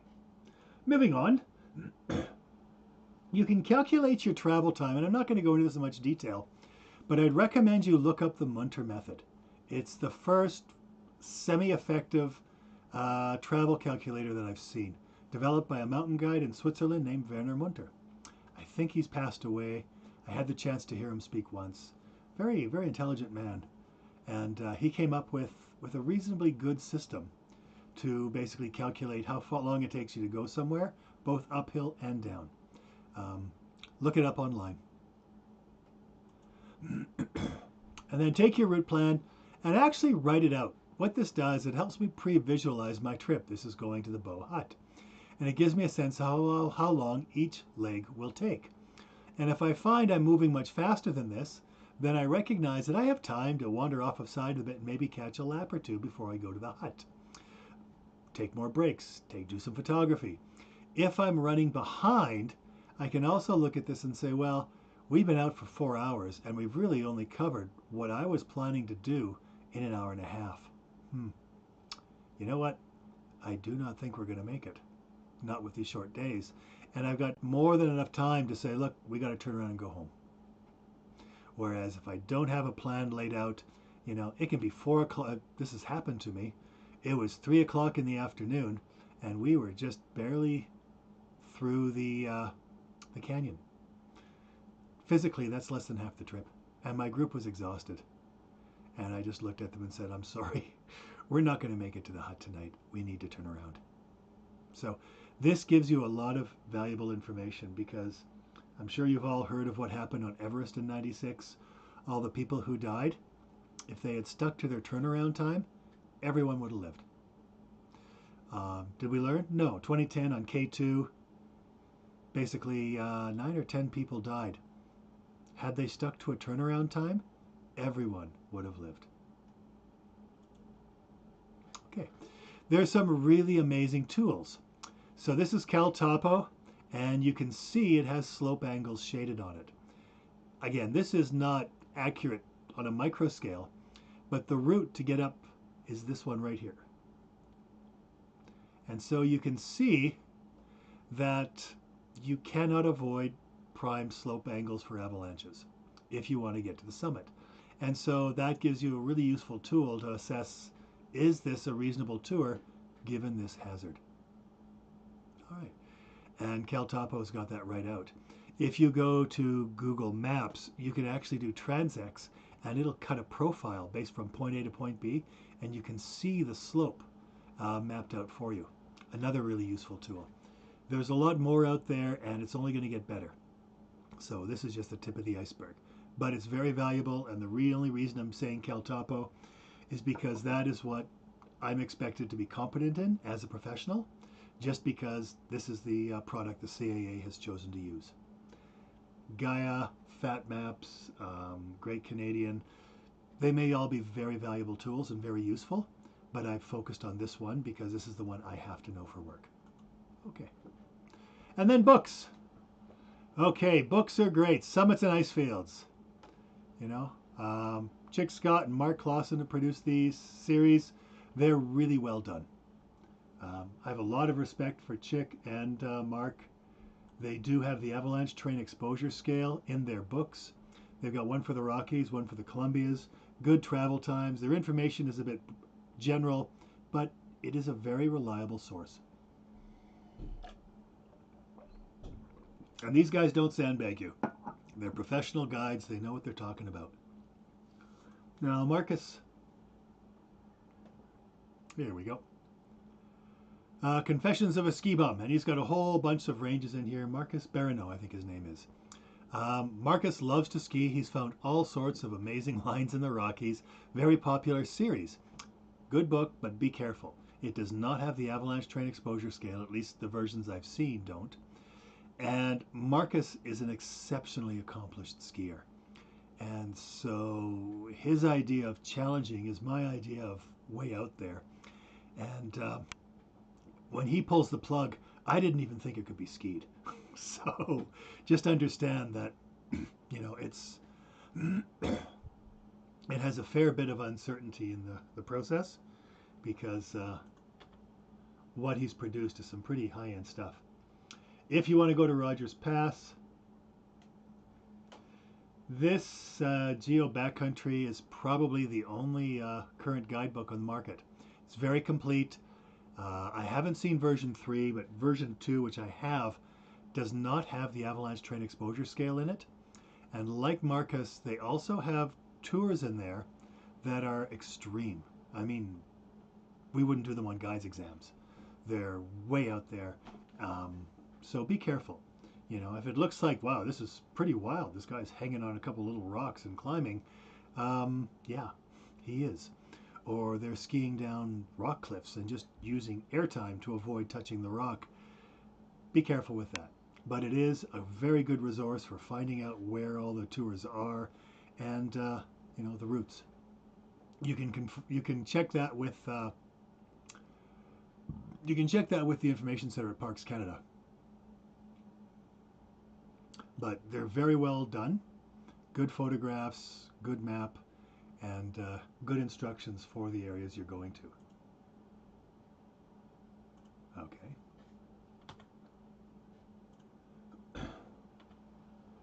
All right, so there's lots of them out here. I've just got a few listed.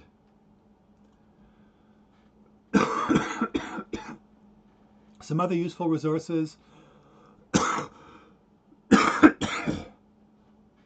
Parks Canada Visitor Safety, or Mountain Safety, they've got a website.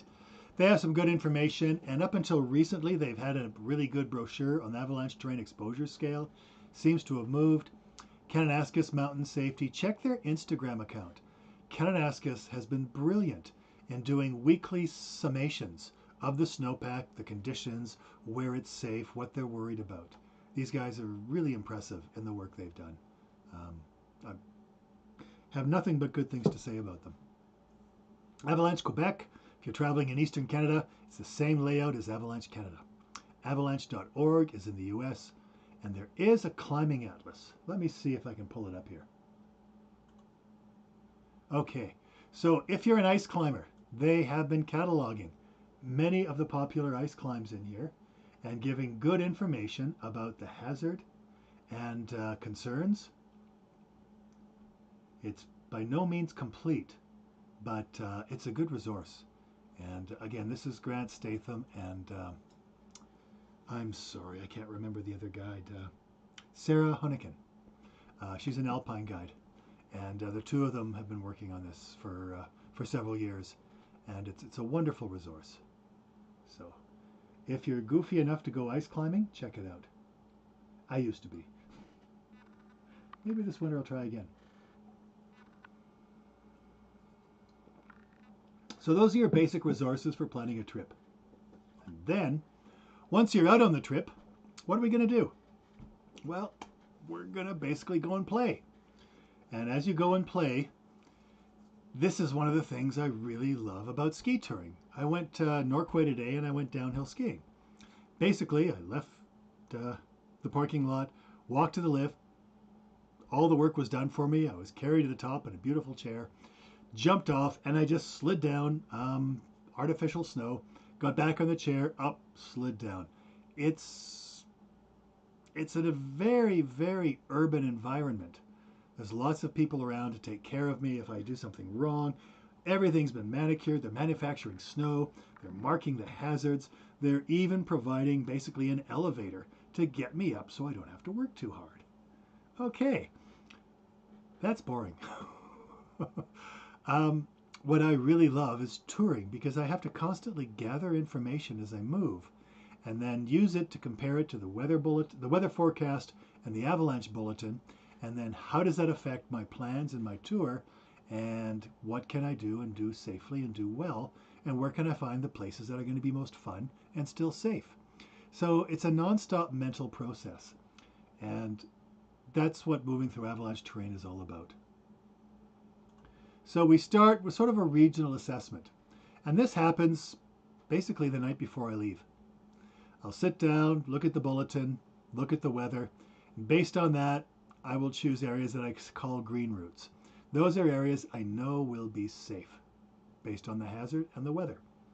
And then of that, I'll choose ones that are appropriate for the group I'm working with and our objectives. Yellow routes are routes that I'm not sure about. You know, if the bulletin and the weather are what we say, but I get out there, and because this is a fair ways from where they do most of their forecasting, if I have concerns, or there's been more snow, or less snow, or too much wind, um, I'm just not sure if this is a reasonable thing to do. So it's a maybe.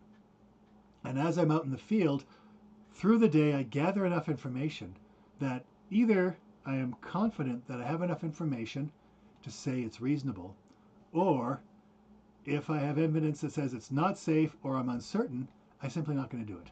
I've always got my green routes. I can just back off and use those. And finally, we have red routes. So these are routes that before I leave, I just say no, no, no, no, no. And when I close something, I can't go there during the day. So if conditions are better than we expected, um, I still can't say, oh, okay, well, you know, this snowpack's actually really good. It's quite solid. There's a lot more than I was expecting at Lake Louise. This is fantastic. You guys are really fit. I have a good idea. Let's go ski the Amir Couloir. It's only 50 degrees. We only got to climb, oh, I don't know, 1,000 meters or so. And yeah, we'll just tell our spouses we're going to be a little late tonight, and let's go do it. It's a huge line with massive consequences. You cannot fall. You've got to confine spaces to ski, and it is extreme hazard. It's extreme terrain. I can't do that. Okay. Unless that was under consideration and we thought it was viable the day before, we can't just up our game to that. Because what we found is this led to a lot of accidents. People get out, they're having a lot more fun than they thought they would, or, you know, there's a lot better snow than they thought there'd be, and that just led them into more and more aggressive terrain.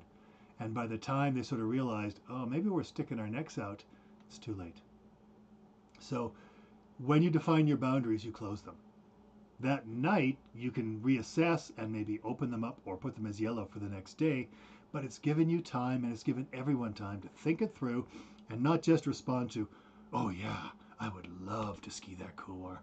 Oh, I wanted to do it all my life and the snow is so good. This is the day.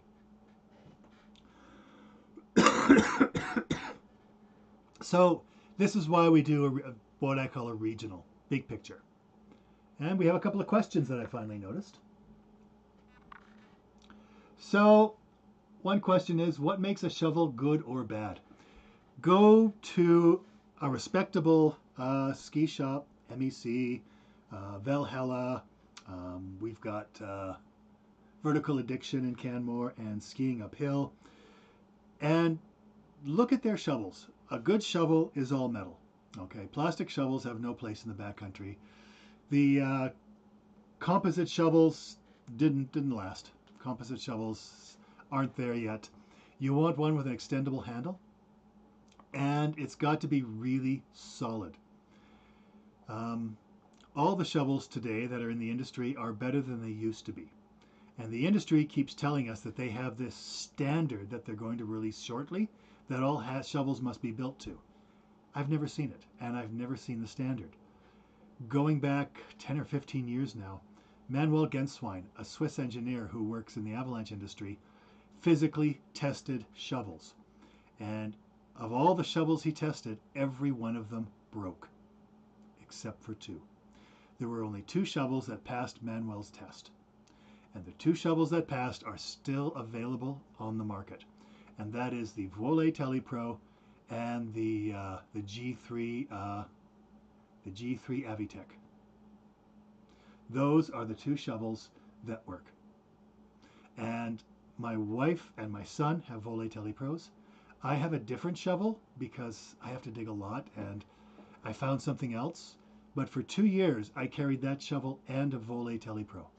And I spent 2 years trying to break this new shovel. And I finally succeeded. And when I looked at what it took to break this shovel, I was satisfied that it was a really good, reliable, strong shovel. And I still carry it. I won't tell you the brand because it's no longer in production. And it's a stupidly expensive shovel. But those two shovels, that's what I give my family. And that's what I like to see my guests use. Okay. Having said that, the other shovels, I don't know what the standards are. And until I know, I'm very hesitant to trust a shovel because the shovel has to work. Okay. Is there a way to get a handout about such information on trip planning? Yes, I did put together a trip planning PDF, and just trying to think. I'll put my email at the end of this evening, and if you want to send me an email, I'll send you a copy for the trip planner. And someone's asking about adjustable or solid poles. I use adjustable poles, not because I think they're better, but because if I have a guest break a pole, I'll give them mine. Because I'm working and they're paying a lot of money to go skiing, so I'll suffer. If I wasn't, I would use solid poles. I have locked my poles at the exact same height every time for every trip. I don't adjust them in the field. I find that incredibly time consuming and wasteful. Also, solid poles are much stronger and they're cheaper, and ultimately they're lighter. Also, get metal, don't get the carbon stuff. It's very expensive, it's very strong in one direction and snaps easily in another. So my old poles are literally just banged up to shreds, but they still work. And I like getting solid metal poles, but as I said, I do use adjustable. So it's your call.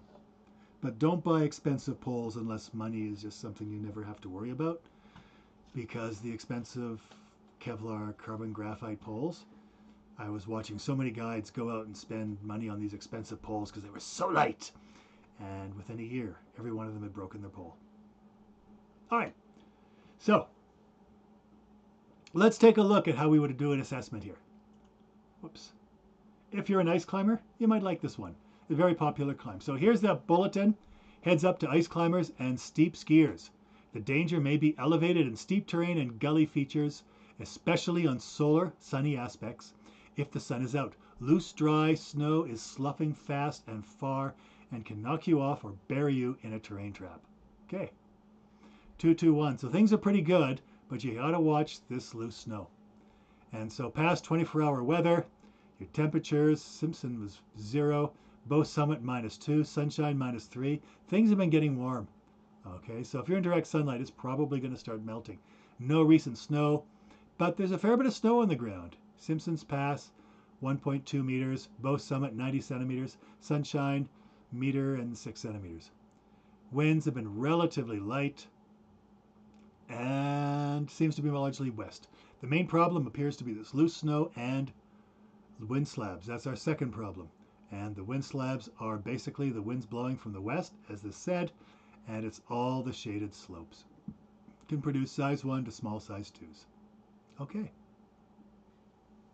Use caution in lee areas, sheltered features, from wind loading. So you take that bulletin, you go down there and say, okay, let's go climb Cascade Waterfall. This is class 3 complex terrain. Oh, but under moderate hazard, it's a maybe, extra caution. So what are you going to be worried about climbing this thing? Take a look at what's above your head here. And that's going to be in the sun for at least the first half of the day. You're going to be exposed for this entire approach and then on the climb. But the start zone's actually above you. Here we have a party, partway up the slope, climbing. How do you feel about them? As I look around, I'm getting creeped out. Did you see it? Talk about it in a minute. So now you got to decide, is to climb or not to climb? Is the route reasonably safe or too dangerous? Can we mitigate this? Yes, you can.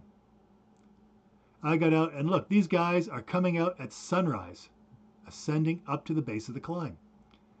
They've done the first pitch before they've even got full sun. Whereas these guys, they're later in the day. Look at what's happening. The snow's melting. You can see the wet streaks. So the snow above them is a solar aspect, loose dry snow getting cooked. And meanwhile, while those guys are working on it, look at this. There's another party coming up. And they're definitely in the firing zone. So, yeah. Had these guys left early and were climbing by sunrise and were down before things warmed up, I think that's a pretty reasonable thing to do. But if you're out there and you're seeing the rocks get warm and the snow is melting and it's 11 o'clock and you're still not off this thing, probably time to bail. Because remember what it said on the side. Heads up to ice climbers and steep skiers. The danger may be elevated in steep terrain and gully features, especially on solar aspects if the sun is out. Loose, dry snow is sloughing fast and far and can knock you off or bury you in a terrain trap. That's exactly the description for Cascade. So yeah, I would do Cascade, but I would climb Cascade when it's cold, early morning, and be off this thing before it has time to heat up. And if I was moving too slow, I'd bail. I'd just turn around and say, look, we're not getting off this thing for another 2 or 3 hours. It's 10 o'clock. That puts us in the heat of the day. Nope. Let's get out of here. So that's all sort of your taking your big picture and zooming it down to a local assessment. Okay? We got the information from the bulletin. We figured we could go early, and as we went up, we gathered field observations to decide whether or not it was still reasonable. And if we went early, it was. If we went later, I might want to think about going home. And then finally, we do a micro assessment. At this spot, do we continue or do we turn around? And like I said, if I was seeing those wet streaks on the rock and the ice is starting to melt, we got to get out. We're already late.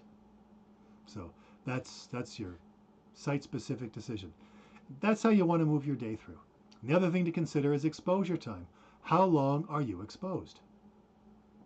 So this is Grizzly Slide Path. And when I go skiing in Rogers Pass, this is often closed because of avalanche control. So we can't ski here in high hazard, but we can ski the teddy bear trees, and there's nothing big over my head here. And teddy bear trees skis really nice. But I got to cross the Grizzly Slide Path.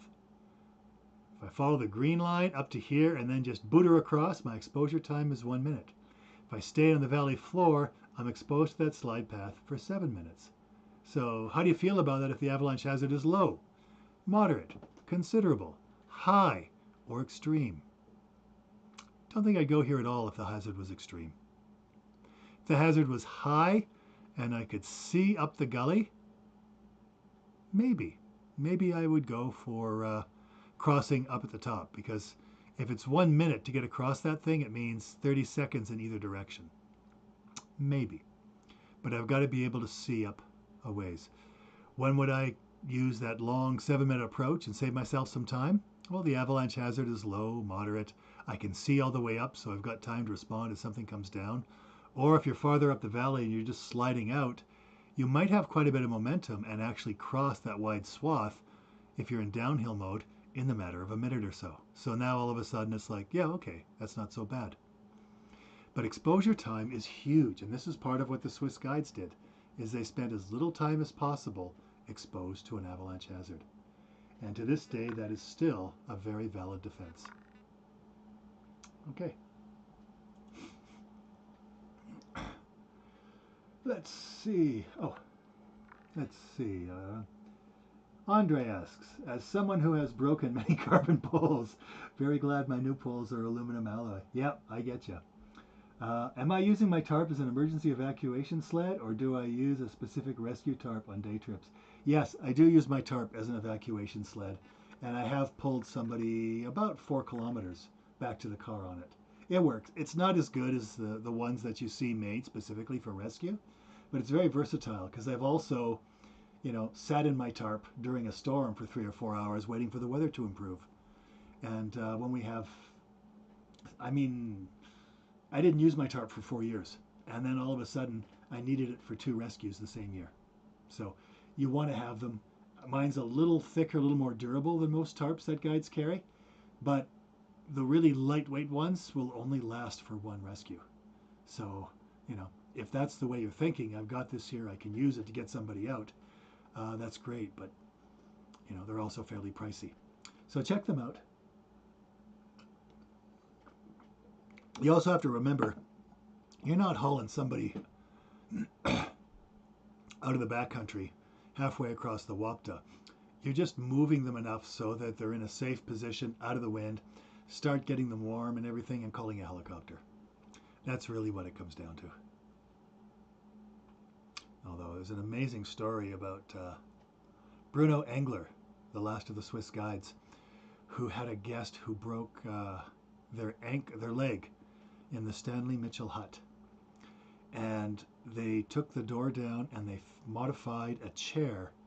And Bruno and another guide whose name escapes me um, literally towed that person out in a day. That's 26 kilometers because it was before helicopters. Jamie Wong. The blue tarp's good? I have no idea. I bought my tarp at Fabricland. It was $4 a meter, coated 200 gauge denier, and I just put some Velcro on it. If you want a really quick, simple tarp, use your old, the old fly for your tent. That's pretty quick and simple. Okay, so let's do an exercise, shall we? This is how you can play with exposure time, and this is an actual run that I've guided, and it's one of my favorite ski lines in all the world. So we have yurt face and we have ptarmigan, and you can set an up track all the way through the trees, and that slope is 35 to 40 degrees. It's surprisingly steep, and the trees are quite tight, so it's really tough tree skiing, but it's safe. As soon as you pop out through the trees, the slope angle drops to the mid-20s, so it's around 26, 27 degrees in the open slopes of ptarmigan. So again, it's pretty safe. And it's a gorgeous view, and it's a decent ski. But if you drop down yurt face, that's 42 degrees. There's some really nice gladed trees in there, and you're skiing along sort of the inside edge of a size 3 avalanche path. So it's tiger country. Where are you going to go? Quite often when I go up here with guests, I'm not sure yet. I have to have good stability right from the start, because otherwise it's not even an option. But as I get up here, I'll stop and I'll let my group have a snack. I might dig a quick pit in the snow, look at the layers, check things out. Good views, see if there's been any recent avalanche activity. That combined with the avalanche bulletin and the history of the snowpack over the winter will really help put together my decision.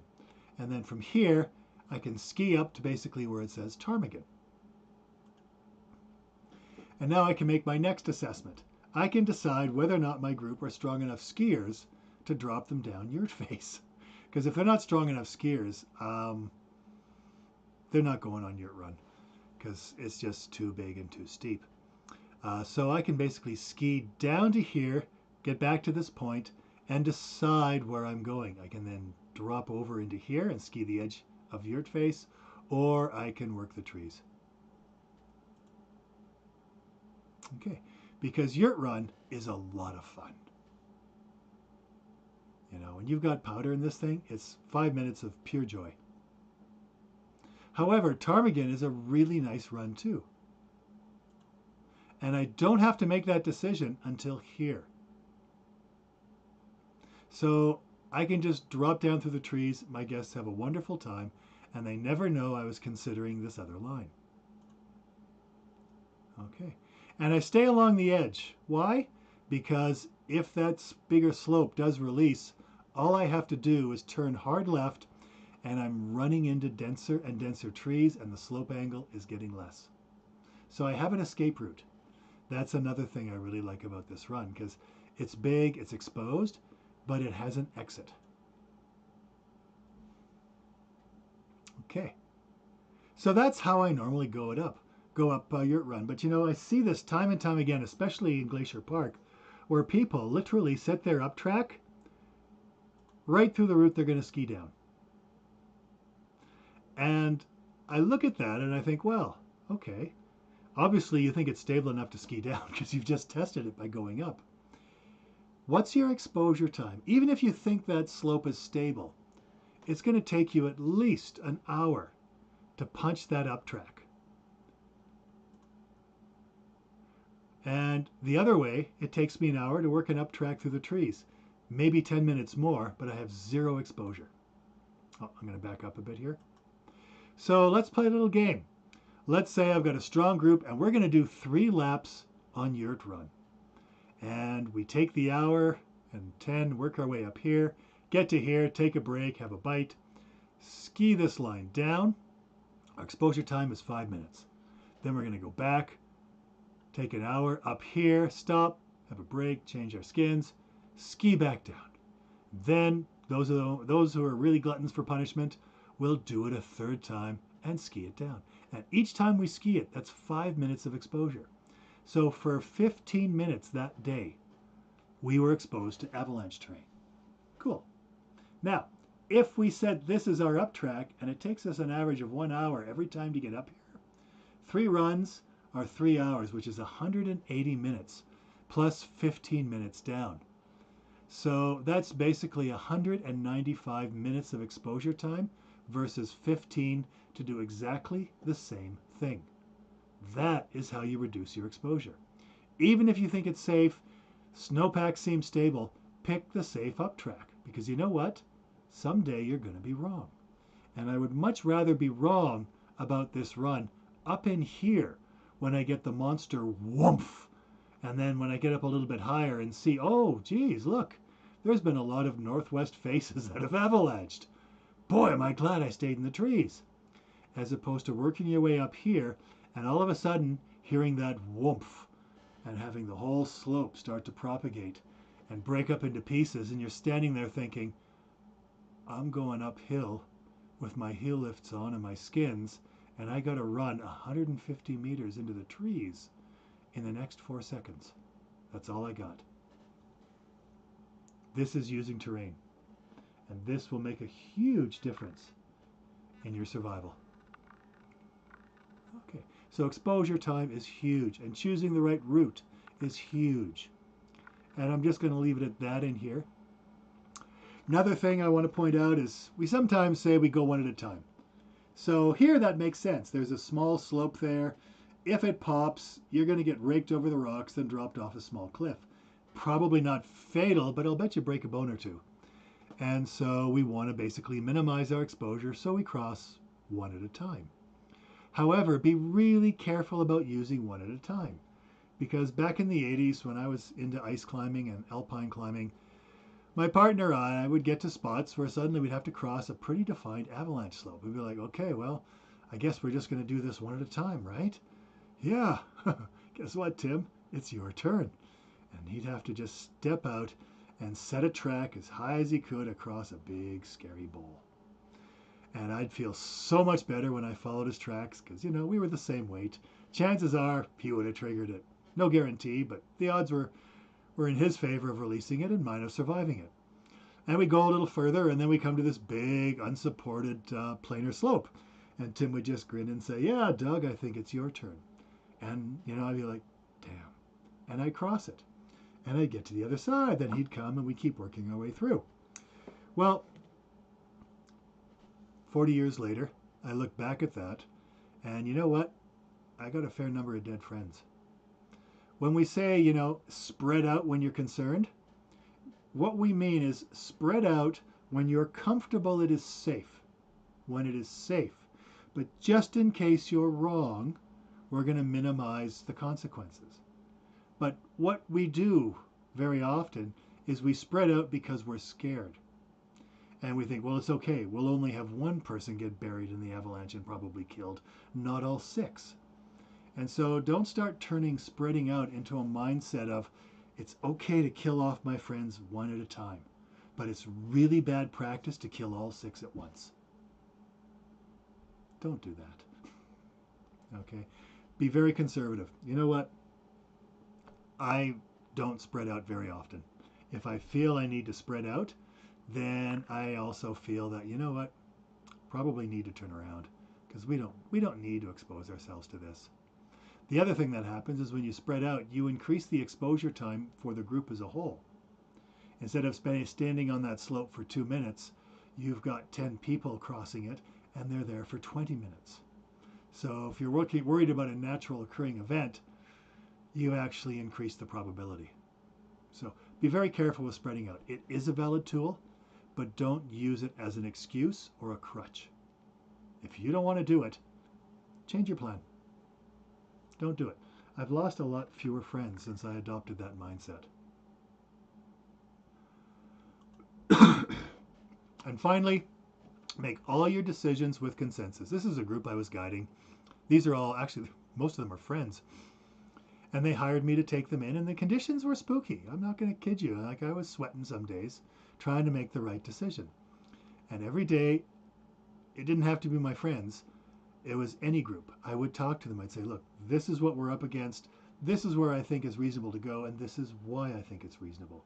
And then I'd ask them, how do they feel? And I would share the information I had. I would share the results, and they had every right to say no. And I've followed that mindset for over a decade now, and it works well. And the guy sticking his thumb up, he was taking a practicum with me. He's now a full guide. But at the time, he was an avalanche forecaster.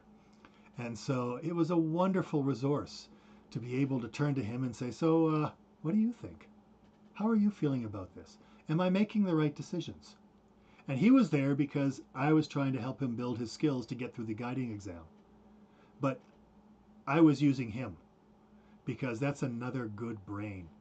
And I really appreciated the fact that someone who had a more in-depth knowledge was, available, and I invited them to critique me because I wanted to make the right decision. So make your decisions by consensus. Do not play as a guide where you make all the decisions and everyone follows you. That, over the course of your lifetime, is a recipe for disaster. Open things up. Let people talk. And if someone doesn't want to do it, fine. We'll do something else. There's always something else to do. Oops, wrong way. And that is the end of that chapter. Okay, so probably what everybody likes to hear, sorry, I'm just checking a couple of things here. Probably what everybody likes to hear is about search and rescue. Okay, I don't do much search and rescue when I'm teaching the classroom section. I'll do more in the field. But I also don't like to focus on search and rescue because I don't want you to ever use it.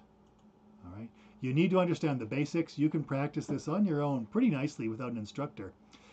But the bottom line is don't get caught. Don't put yourself in that situation. And I'll show you what I mean.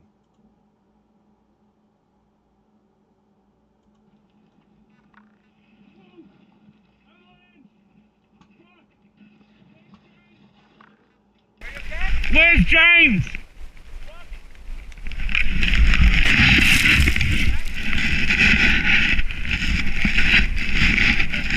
I think he was.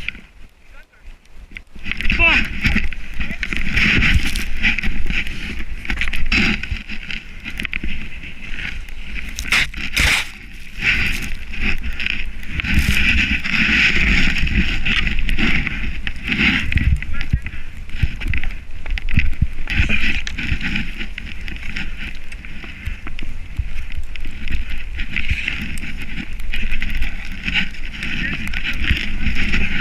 Huh? Yeah, I think so.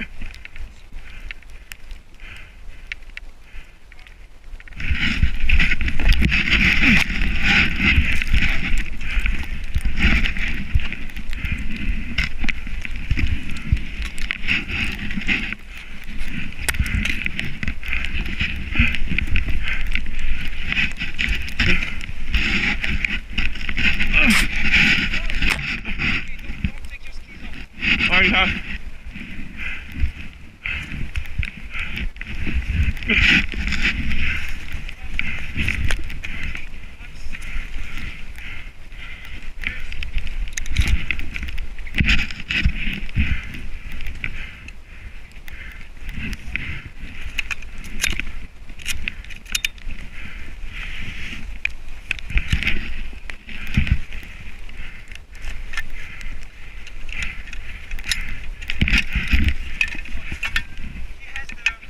Transceiver.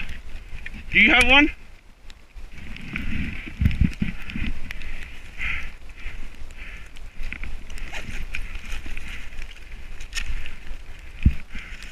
Ah, I see him! He's over there!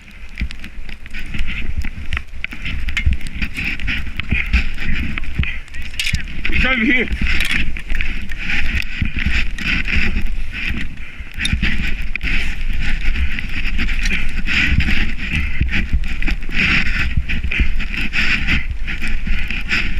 Coming!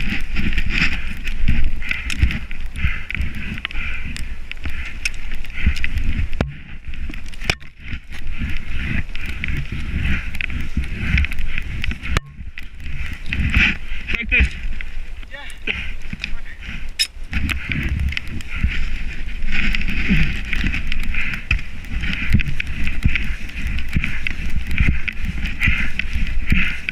I got you, James.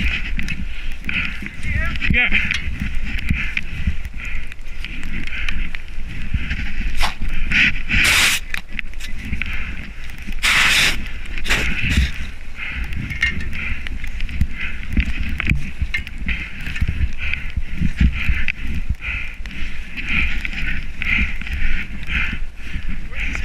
He's under here.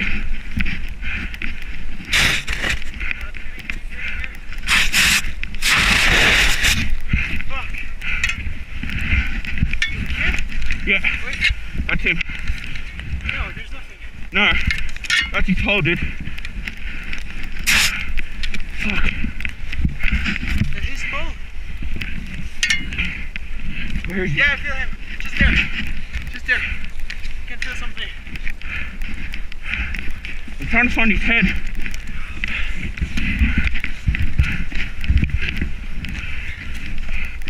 Yeah, here. No, it's my ski. Yeah, it's my ski. That's him. Yeah. That's his helmet. Fuck. Jeremy. James? James. James? Yeah, we got him. Yeah. Keep digging. We nearly got you. We're here. We're here. Breathe. We're here, dude. We're here. Breathe. Breathe, man. Fuck. You good? Fuck, he's getting cold. Okay. Here, take this. Okay, I can't get my helmet off, dude. My hands are fucked.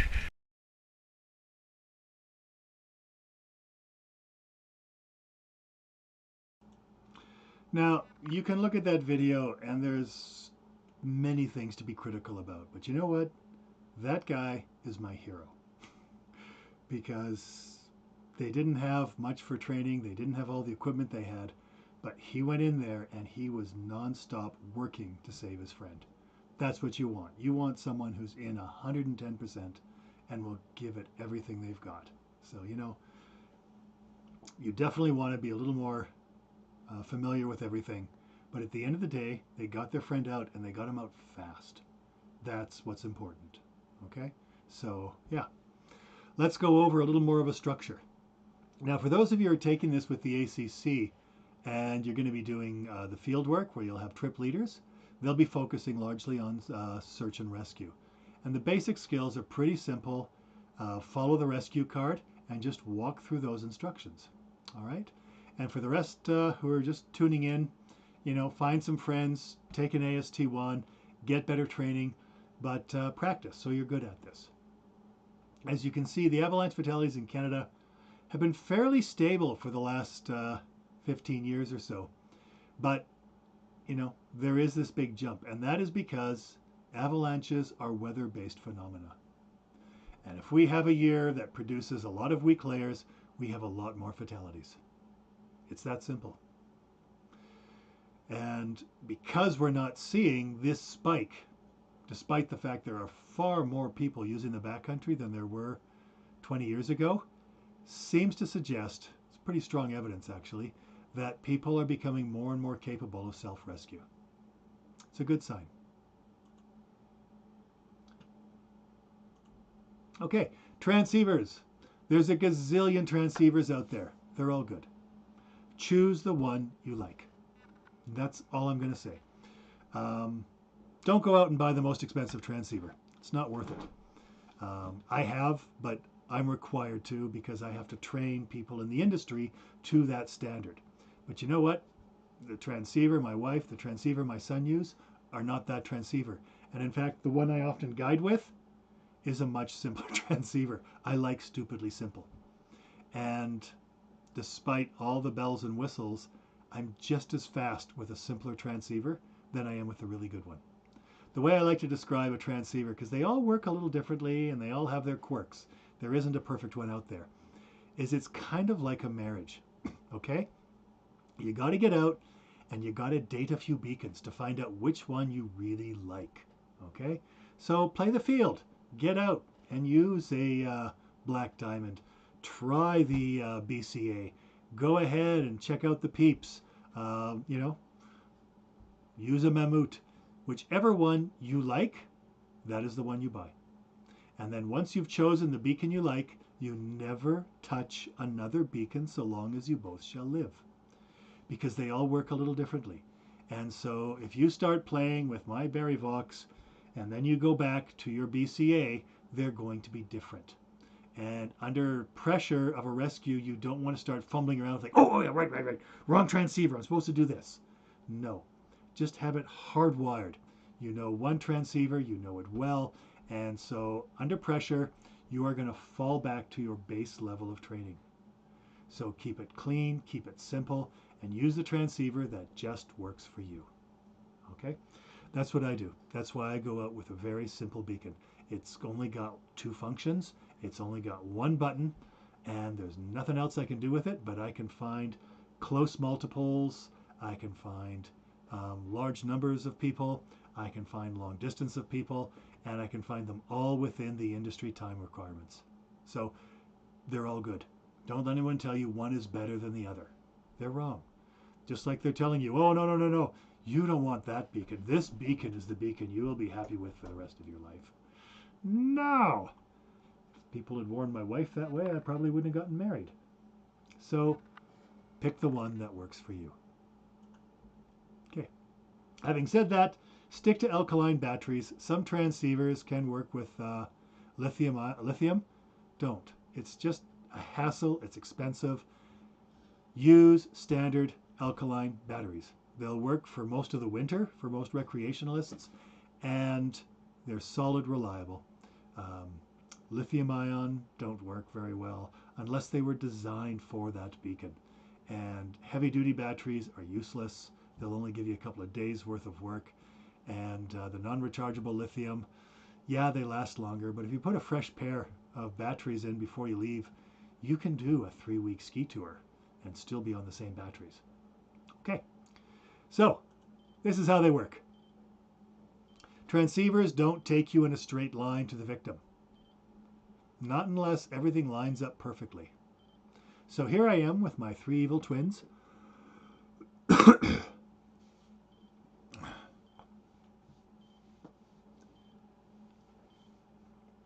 Okay. And basically, you'll notice that I'm just walking away from the poor victim. But that's what the transceiver is supposed to do. Depending on your orientation to the victim, you may walk straight into them or walk into them on an arc, or in this extreme example, you can actually do a U-turn, a 180. And that depends on your position and your transceiver's antenna's position relative to the antenna position of the victim.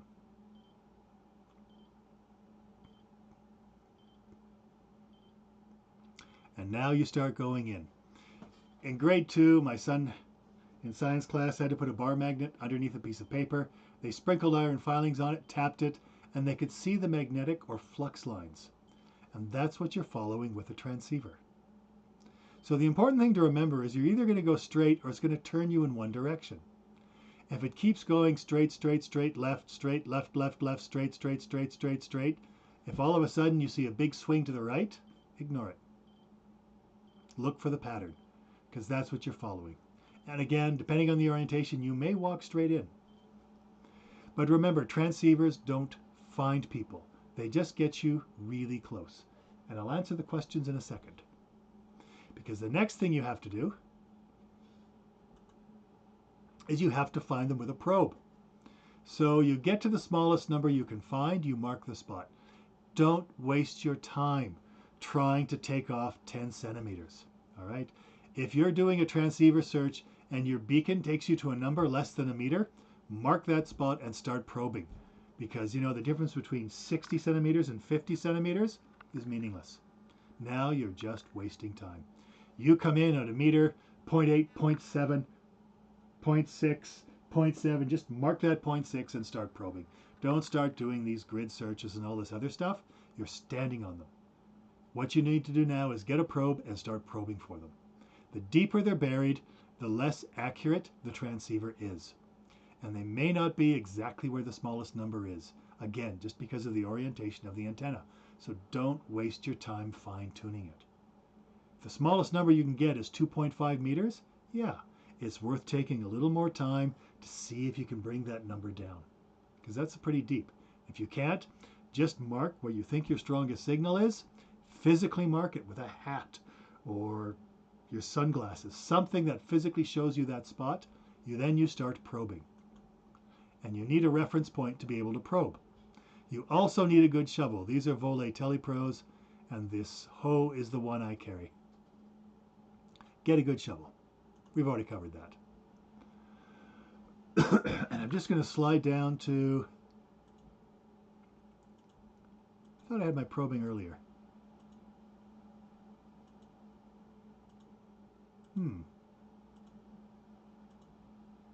Deep burial. Spiral probing, here we are. This is how you want to probe. So you mark your spot, even a ski pole, just something for reference. And then you probe about every 25 centimeters, and you just go out in a spiral. And you continue every 25 centimeters.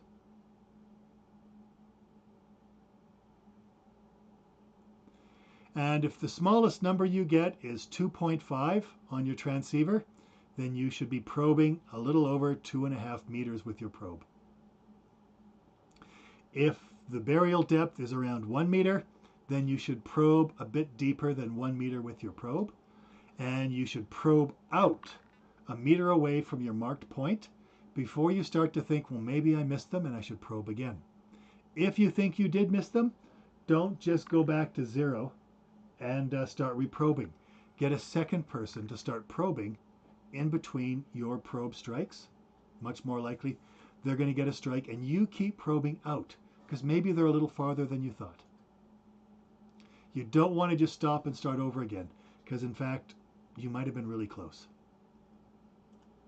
Okay, so let's work our way back here. There's a lot of different ways to search.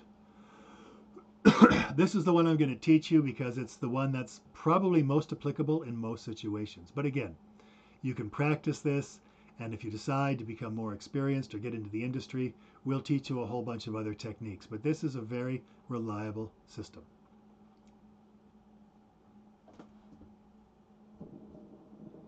So we've had an avalanche.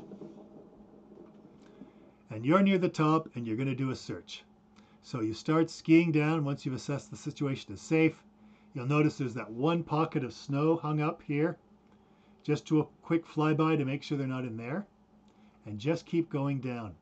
If this column is 40 meters or less in width, go straight down the center. Straight down. You don't need to zigzag.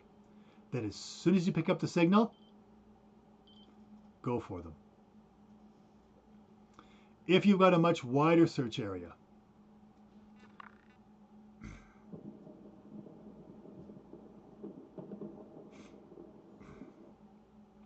then as a single searcher, you're going to have to come down to the top of the debris and then do a zigzag pattern.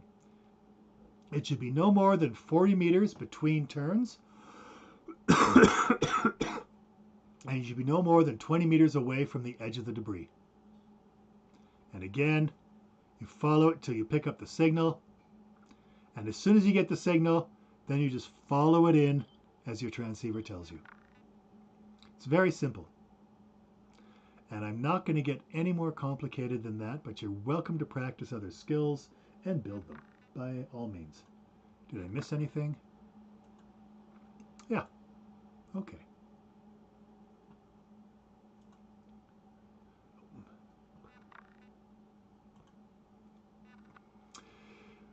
You'll get a rescue card if you take a course, or you can just get one from the Avalanche Canada.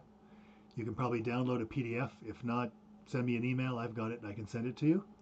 First thing you do is you choose a leader. Well, in a rescue, you got to do a couple of things before that. If there is an avalanche, the very first thing you need to do is save yourself. Run. Get yourself off the avalanche slope. Hide behind a big rock. Get in the heavy timber. Do whatever you have to make sure you are safe. Once you know you're safe, then you watch the avalanche. And you're looking for people caught in the slide because you may get last seen points. And if you see a person going for a ride way down the slope, past that big tree before they get buried, you don't have to start your search until you're past that big tree.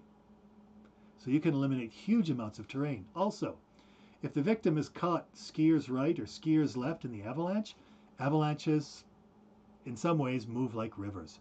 So just like when you fall out of the canoe, river right or river left, and I'm using the wrong hands, that's where you do your search, river right or river left, because it's very rare for someone to suddenly slide off to the other side. So these are really powerful cues to reduce your search area if it's a large. Then, once avalanches come to a stop, you have to assess the hazard. Once you've assessed the hazard, the leader will start a rescue. Don't ask for a leader during the rescue. Choose your leader back at the car before the day gets started. So if we ask John, listen, do you want to be our leader in case anything goes wrong? John can just say, whoa, no, I can't do that. This is my first day out in 9 months since we had that new baby. And as much as I love, little squirmy, that kid has been keeping me up nonstop, and I can barely stay awake. Okay, thanks for sharing that. How do you feel about it, Andrea? And she's like, yeah, okay. So if something goes wrong, we know Andrea's going to step up, and we all just do what she tells us. Prearranged. If Andrea's not available, we have an alternate. So Steve says, he's willing to be the alternate in case Andrea's not available. Good. So you don't have to figure that out during the rescue. It's already done, and they can decide whether or not they're comfortable with dealing with that emergency. They're not leading the trip. They're not in charge of the program. They're just in charge of the rescue. Okay. They've now determined that no one else is going to get killed in the avalanche. If you do have a real fear that there's going to be another slide, you do not go in. You do not go in because this is how rescuers get killed. And instead of 2 people dying, 4, 5, 6 end up dead. It happens way too often. So don't go in unless you're confident the slope is safe. Okay. So then you do a head count. You count how many people are on the surface, and then you remember how many are in your group, and that's how many people you're looking for. If, Frank is probably still trying to catch his breath and reach the group, until you see Frank, assume he is buried. It's better to be looking for people who are not there than missing people who are, and that has happened. Then the leader basically has everyone switch their transceivers to search, or a few people to search and the rest turn them off. That is the leader's call. This is an accepted strategy. If you're going in there and your transceiver is off, then there's no risk of you actually going back to transmit and screwing up the search. And if you think having your transceiver is necessary because of another avalanche, you probably shouldn't be doing a rescue.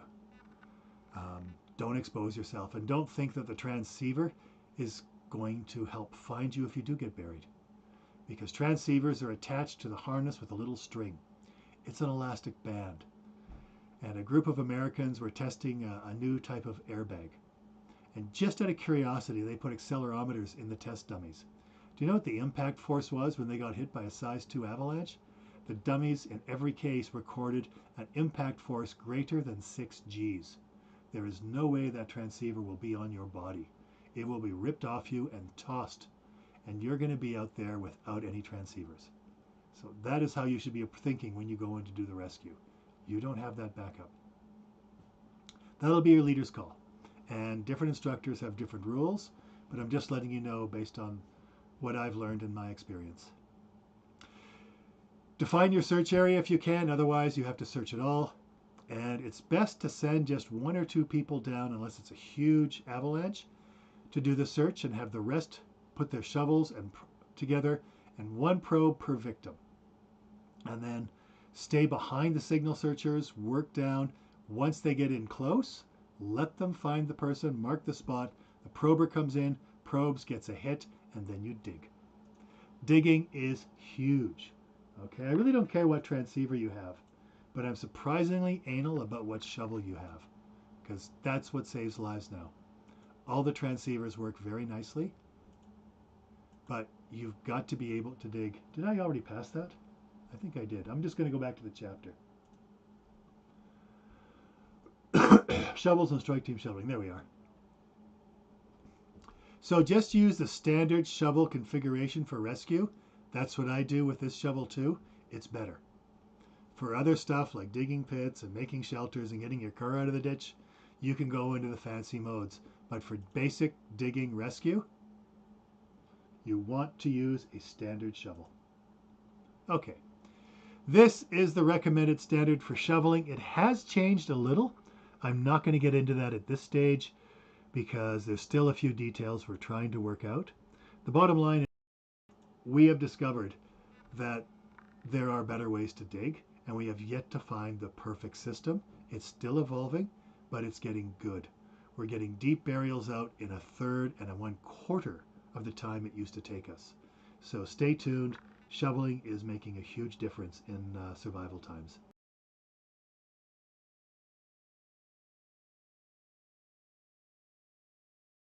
We're lining up in a straight line downhill of the probe, putting the lead shoveler with their shoulder touching the probe, turn sideways to the slope, and then the next person. One thing that has changed since I made this video is we now say you take your shovel and you stick it out this way, and you want to be about 1 meter from the probe so you have more space to dig with. Otherwise, this basic concept has not changed.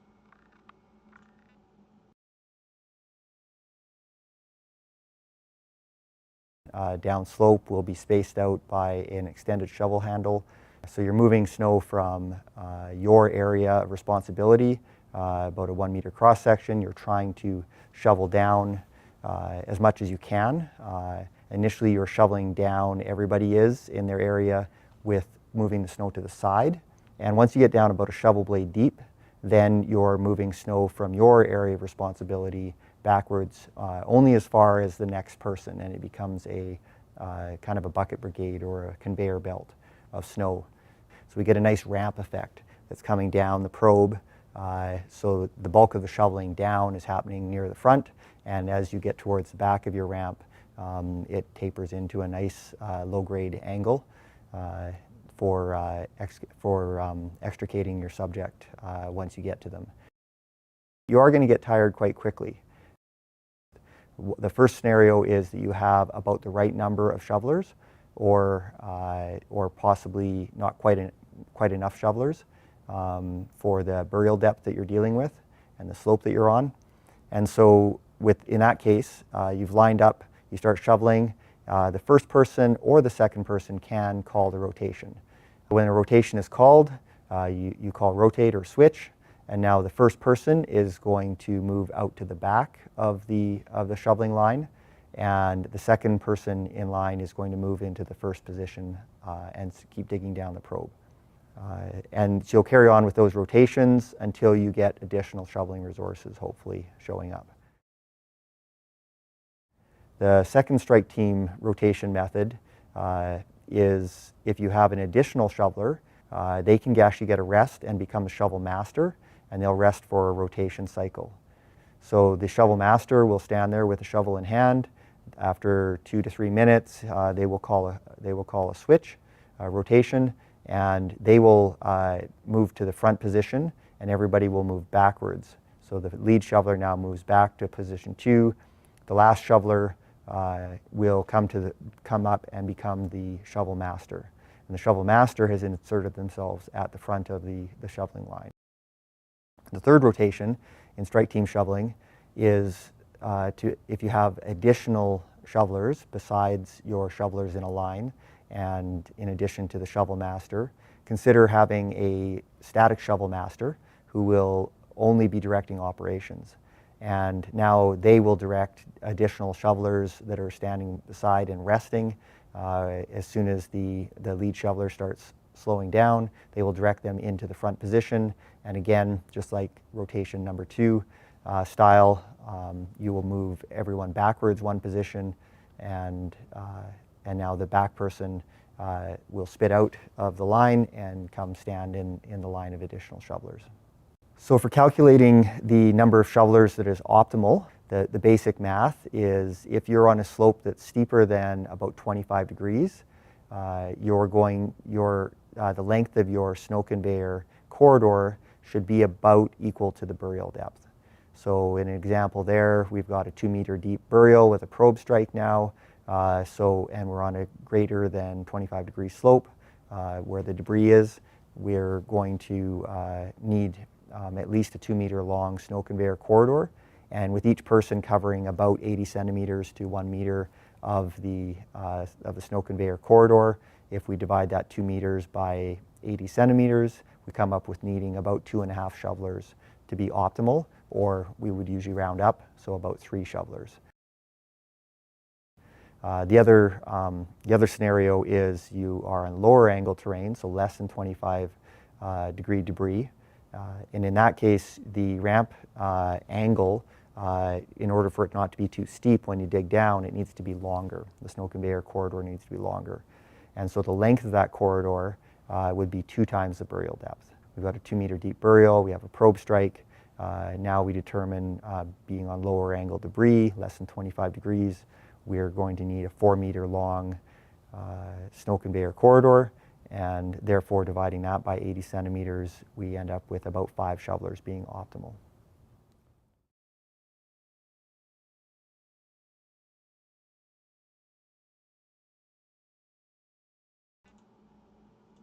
Okay, so just a couple of things. You saw in the video where one guy actually jumps into the pit that they're digging. Please don't do that. Poor victim doesn't need somebody jumping on their head. So that's one thing. And the other is Jordy starts going into a bunch of math. Keep it simple. You know, you have about 1 meter between each digger. Keep it at that. And so if the person's buried 3 meters deep, then ideally you want 6 diggers. If the person's buried 1 meter deep, you want 2 diggers, one behind the other. If the person's buried, 2 meters, you want 4. Keep it simple. And if you have more people available to dig, then they just step off to the side and they rest and you rotate through. So we always have the freshest person digging at basically the front of that ramp, which is where you need to get down as fast as possible. Those are the keys. And as I said, the digging keeps changing. And even I was just at the conference where we were setting up the new standards for teaching avalanche search and rescue, and we're still making tweaks and changes to how we dig because we're getting better at it, and it's fantastic. It used to take half an hour to dig somebody out if they were buried 2 meters deep. That's almost a death sentence. 4 people up until that point had survived 2-meter burials. Now we're getting 2-meter burials out in 12 minutes. It's a huge difference. There have been live recoveries at 3 meters, and the new record in Canada is a live recovery 4 meters deep, and they got to her airway in 30 minutes. So that's what's making the difference. Don't worry about which transceiver you have. Worry about how good your shovel is and how well your team knows how to dig. Okay, let's look at some questions here. Is there an app-to-date beacons? I don't know of one. You want to use an avalanche transceiver. There was an app that basically pretended to be an avalanche transceiver, and the industry basically scared these guys out so fast because it was a bad frequency. Cell phones are not reliable instruments. Avalanche transceivers have to meet certain standards in durability, reliability, and they work on a frequency that best penetrates snow. Whereas cell phones use a frequency that's terrible with snow. I'm not sure if that's what you're looking for or not, but literally just to go, I don't think they do it anymore since they've changed hands, but MEC used to let you rent a bunch of different beacons, try them out, and when you brought them back, the money that went to your rental was then put towards the purchase of whichever transceiver you liked. My advice is just find a few friends, make sure you've all got different transceivers, play with them if you haven't bought one, and figure out which one you really like, and that's the one you buy. They are all good. Okay? How can we try different ones? Yeah. Is it difficult to ski in the run out though? Yes, it is difficult to ski in avalanche debris. And this is where you have to decide, is it faster to kick off your skis or snowshoes or board and run, or is it faster to stay on your skis? That will depend on your situation. Sorry, I can't give you any better than that. I may have missed, and please answer at end. Will you put this 2-day session available? Oh yeah. This entire thing is available online and it's going to stay on YouTube. So these links will remain. Share them with friends, pass them out. That's what it's for.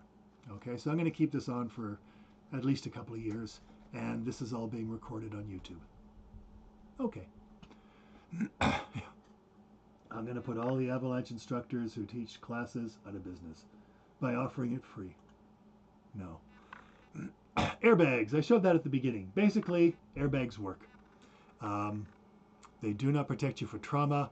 They reduce the probability of dying by about half. But they increase the rate of survival by about 12-15%. And that's just a function of statistics. Because 80% survive without, 90% survive with airbags. They're worth it. Okay. How are we doing for time? Okay. I'm going to move through here fairly quickly. I'm not going to get into too much more. As you can see, here's the 3-circle sitch, the microgrid search. These were techniques we used to find multiple close burials with older transceivers. The new technology is getting so good that a lot of these skills are not necessary.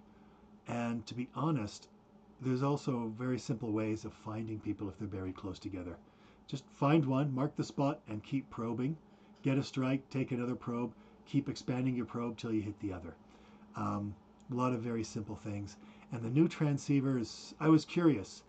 3 years ago, I had a very simple transceiver. I hadn't bought the industry standard, and I always got grief by other guys because you're not staying current and you don't have the best beacon. And I just finished examining a whole bunch of students, and they all had the best transceiver on the market. And after they left, I had to clean up the site, and I just looked around. There was nobody there, and I pulled out my $250 beacon. I turned it on, and lo and behold, I found every one of those every one of the burial sites, and I found them as fast or faster as the people using the really good transceivers. And I didn't use any special techniques. I just walked in and marked each one when I found them, and it was a very simple transceiver. So they're all good. Don't get hung up on this one does this one does that. They all do it well now. They're not perfect, and there are scenarios where it could get distorted, but you know what? That's much more of a commercial or a guiding situation. Like this image right here, this was a train wreck from 1910, and there are people buried down there. I think 67 people died. But there's metal in there, there's bodies, there's debris. Yes, in that situation, you're going to start to have to use very specific techniques to try and isolate victims. But if you're out skiing with a couple of friends, no, they're all good. Okay, we're not going to do deep burials because deep burials are not live burials, they're body recoveries.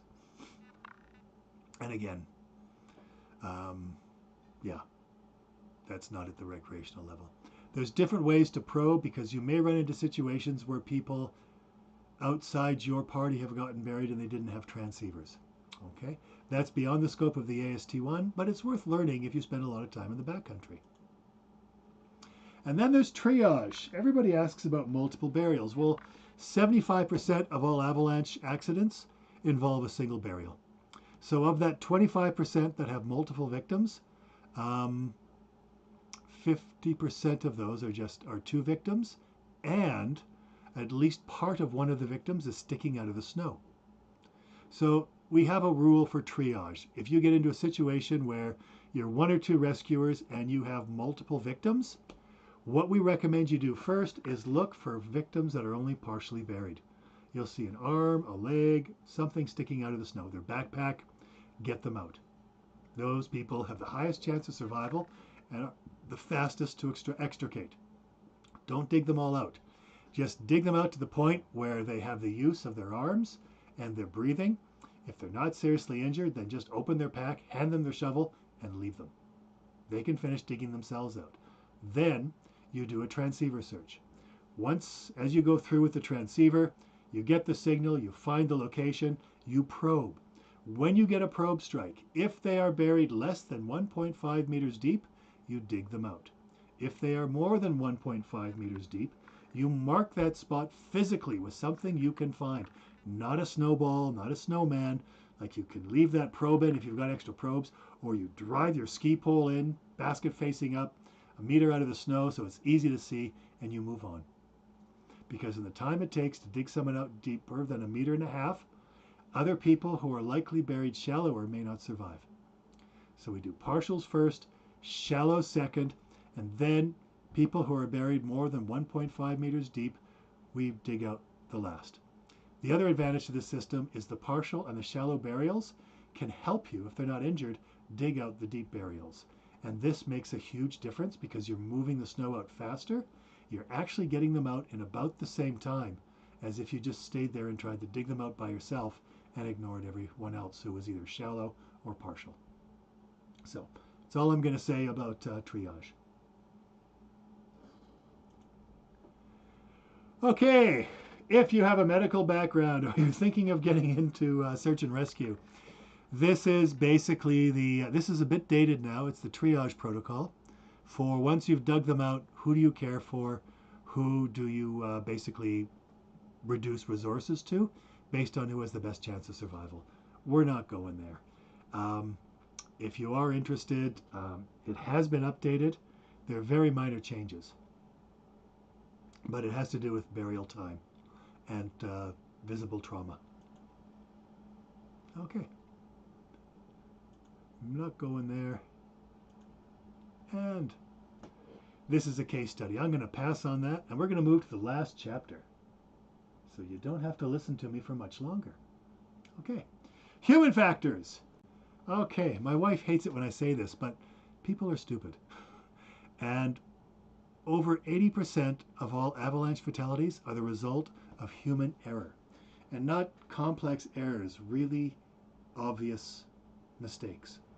And that's true of everyone, whether you're a beginner, an expert, or a professional. We all make mistakes. And one of the things that's really important is to understand why we make mistakes. And we're just beginning to start to realize some of the resources available to us to reduce the number of mistakes we make. Okay, so let me see if I can find this. Oh, right.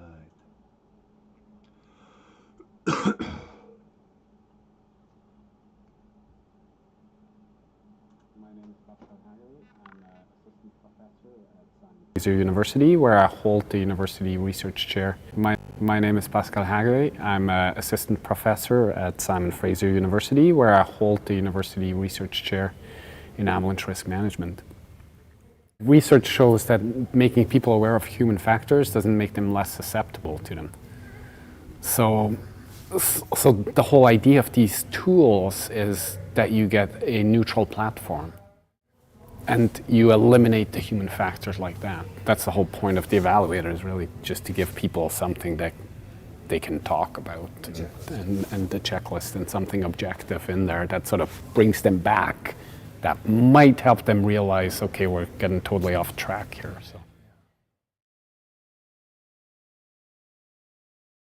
So Pascal is the individual who developed the evaluator.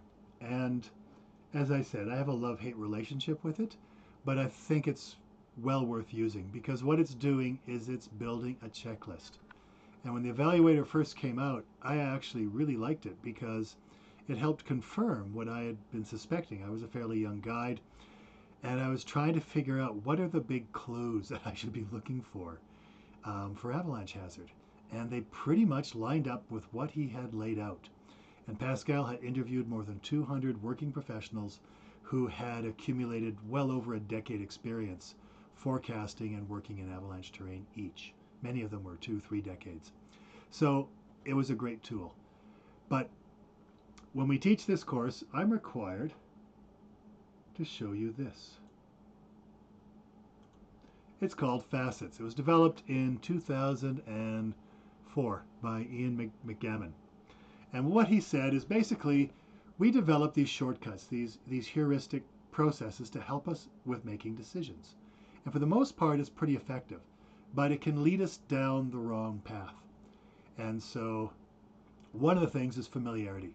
If you keep going to the same place day after day, season after season, you become very familiar with it. And you start to think of it as, your safe zone, everything's fine.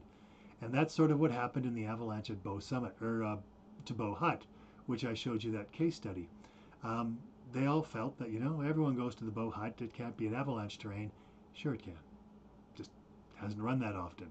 But every time I go up that slope to the hut, and I've been doing that for, oh my God, 42 years. You know what? Every time I go up there, the muscles get a little tight, a little more sweat on my forehead. It's like, okay, am I right? Because it can happen. So familiarity is a problem. People become familiar with something and they stop thinking about the problems. Second is accepted. So you don't want to make waves, and you'll often sort of, follow the herd because you want to be accepted by them. And the herd may not be making the right decisions. I was leading a group when another group was skiing right up the start zone of an avalanche slope in considerable hazard the day after the Bow Hut avalanche. And my group was like, well, why aren't we going there? It looks like great ski. And I'm just like, there's no way you can make me go there. I have triggered that slope and I have ripped the entire face out. We're not standing under that thing. No way. And I kept my group away.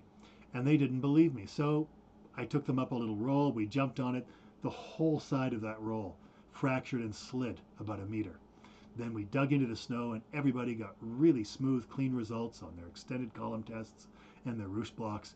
And they're just kind of like, well, how come they're still there? And I'm like, well, they're lucky.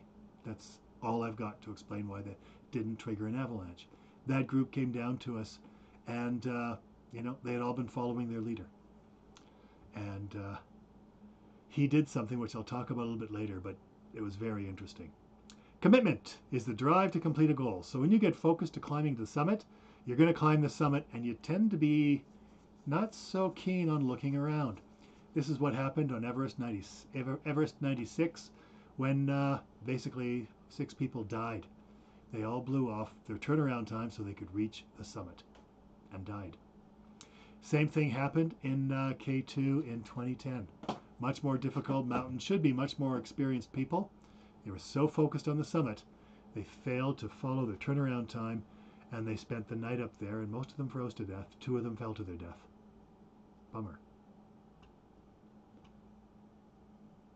Next page. Expert halo. Okay. So up until recently, this gentleman here was widely recognized as the worst president in American history. His name is Warren Harding. And he looks presidential. He spoke presidential. He was, did a very good job of convincing people that he was a sound leader. He turned out to be a womanizer and a gambler and died of a heart attack in his first term, which helped save the country. But he looked the part, and people bought into that. And I see that happening with guiding quite a bit. I'm 6'2", I got blue eyes, used to have a pretty good head of hair, and I just sort of looked the part. And I remember doing one ski traverse. I was traveling with a friend of mine, and she's a park warden and works in search and rescue. Very strong, very capable person. She's since gone on and become a full guide as well. And we were doing the ski traverse, and there was another party that just slid in, followed us for the trip, and saved themselves making big decisions. At the end of the days, sometimes they would come over and they would ask me about, well, what did you think about this? What did you do about that? You really think that was a good idea? And how'd you feel about that? And, Lisa pointed out to me the day before that they never talked to her. And I told them, well, look, why don't you ask Lisa? She led that section. And it was like she wasn't even there. I couldn't believe this because she, at that time, and probably still today, is a much more experienced and capable individual than I am. But I look the part. And we do this. We do this a lot. We assess people and we immediately judge, oh, they must know what they're doing. They look right. He looks good in leather lederhosen and he must be a guide. Expert halo gets us into a lot of trouble. And that's exactly what happened with that group on Observation Sub Peak when I had my group and I refused to follow the line up. He came down and he said, well, yeah, no, we were fine because we didn't see any snowballing. And then he left. And my group looked at me and said, well, what does that have to do with anything? And I said, well, you'll see snowballing when it gets very warm and the surface snow becomes unstable. It starts rolling down the slope and making those classic snowballs. They said, well, what does that have to do with the avalanche hazard we're dealing with? And I just had to tell them the truth. I said it has nothing whatsoever to do with it. But that is how he knew it was safe. When the day before, the whole slope had ripped out just a few kilometers from us and buried 3 people. And I personally have come in from above and ski cut that feature and produced an avalanche that ripped out the entire bowl. So be careful. There we are. And tracks. Okay. So tracks is scarcity. There's only so much powder to be had in the world. If you see these tracks, you want to get up there and you want to get some fresh powder. I get it. Beautiful line. Love to ski it. Oh, did anybody stop to think whether or not it was safe? Just because 10 people have skied it doesn't mean it's safe. It just means 10 people have skied it.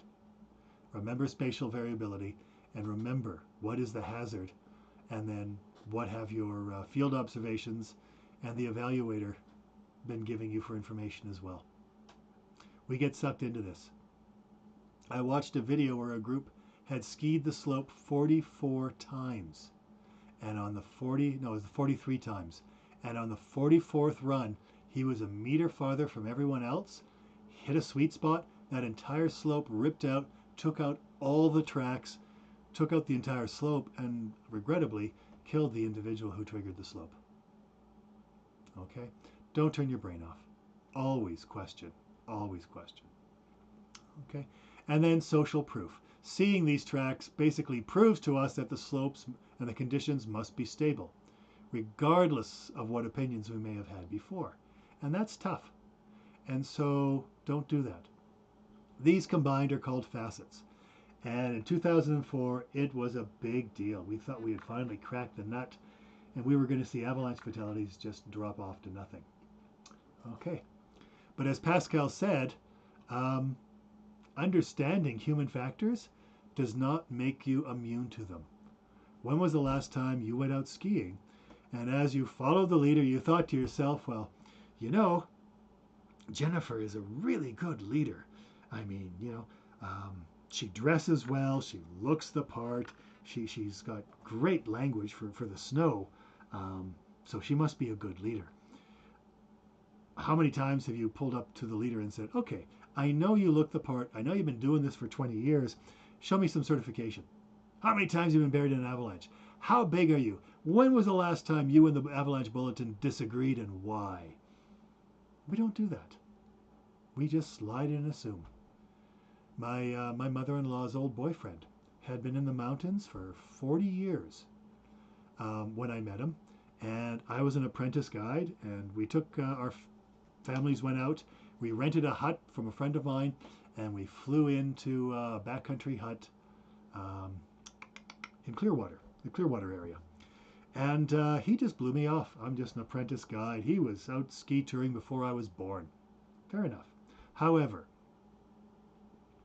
during the course of that trip, he basically skied into 3 avalanche slopes, which didn't fail, and fell into the creek twice. But he came across like he knew everything. And, we see this a lot. People who've been doing it for a long time are very experienced. You hear that in all the fatality reports. And then you break down the acts and it's like, wow, well, if they were so experienced, why were they out in high hazard when it started to rain on a big avalanche slope with crevasses? They should have been running for flat country an hour earlier. Human factors.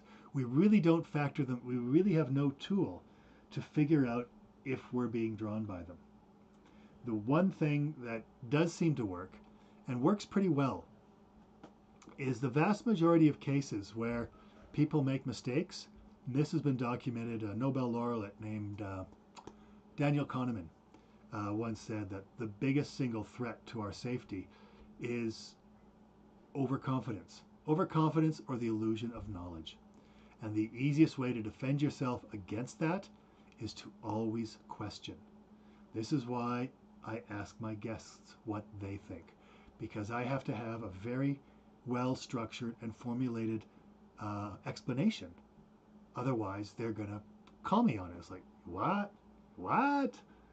And they can then listen to that and they can say, well, okay, you said that, but yesterday we saw this. And, doesn't that contradict what you're talking about? Or, that's fine, but, aren't we just splitting hairs here and we should be really conservative? And you need that. You need people to be open and able to give feedback. And that's why I give my guests a full veto. If they don't like what I'm doing, they can tell me no, and I'll back off. Okay. Guys, I'm sure you all know this guy. You may not recognize the name, but he once told in an interview, but in all my experience, I have never been in any accident of any sort worth speaking about. I have seen but one vessel in distress in all my years at sea. I never saw a wreck and have never been wrecked, nor was I ever in any predicament that threatened to end in disaster of any sort. This was the captain of the Titanic. Pretty confident man. And it was his last trip before he retired. And it was his last trip, but he had planned to retire. He could not imagine any condition which would cause a ship to founder. Modern shipbuilding has gone beyond that.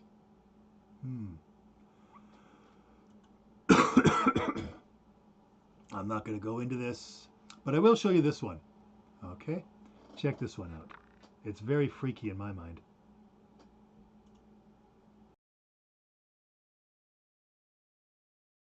One, and liftoff. Liftoff of the 25th Space Shuttle mission, and it has cleared the tower. Now control. Roger, roll, Challenger. Good, roll program confirmed. Challenger now heading downrange.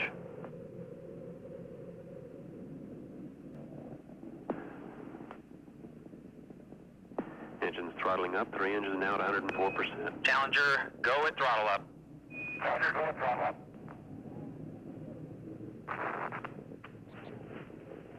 One minute, 15 seconds. Velocity 2,900 feet per second. Altitude 9 nautical miles. Downrange distance 7 nautical miles. Flight controllers here looking very carefully at the situation. Obviously a major malfunction.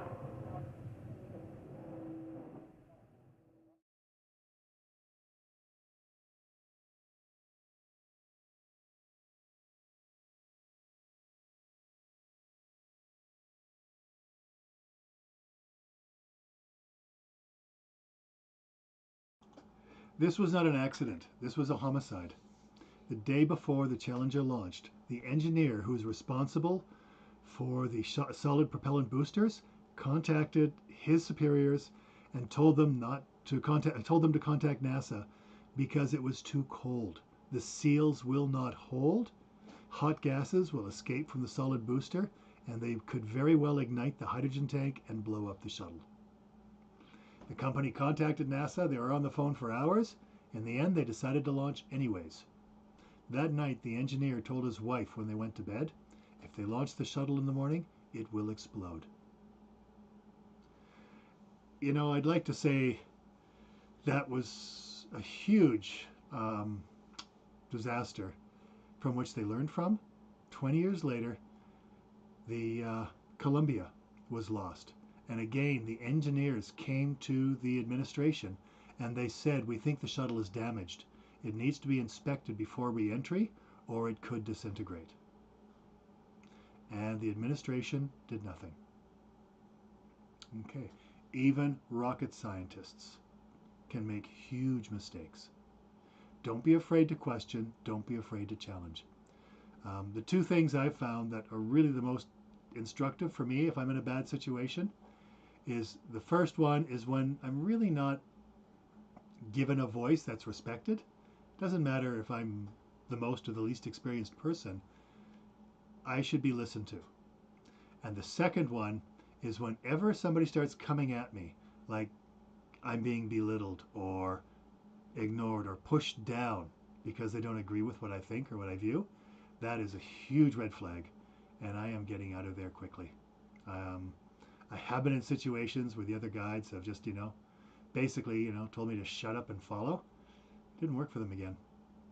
And I was in one situation where my boss really wasn't listening to my concerns, and he took his group where he wanted to, and I took mine where I knew it was safer. And my group was flat out asking me, why aren't we following them? It's so much easier. And I just said, I will not go there. It's too dangerous. And I was fully prepared to get fired. In the end, he admitted he goofed. But he never said a word to the guests. And he continued traveling on that route, which was far more exposed to a potential disaster. So don't ever let anyone drag you into a place you don't want to be.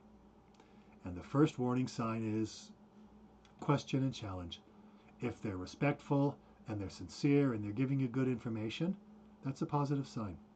If they're starting to fail to give you good answers and it's becoming a more intimidating or hostile environment, they don't know. And they don't realize that they don't know, but they hate being caught off guard. So it's time to start reassessing your situation.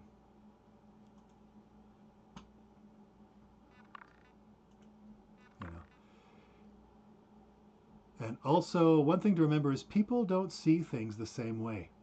And this is kind of a fun little video I'm going to show you, just to show you that we don't see and we don't function cognitively as well as we like to think we do.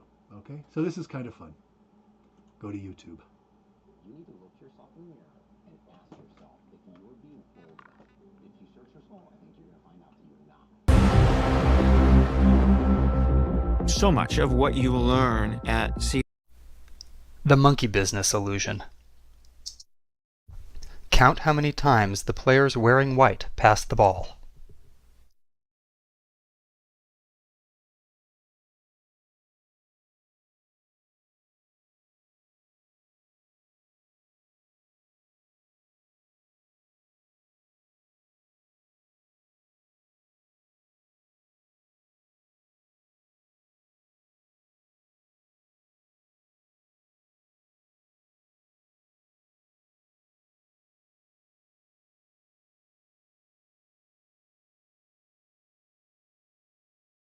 The correct answer is 16 passes. Did you spot the gorilla? For people who haven't seen or heard about a video like this before, about half miss the gorilla. If you knew about the gorilla, you probably saw it. But did you notice the curtain changing color or the player on the black team leaving the game? Let's rewind and watch it again.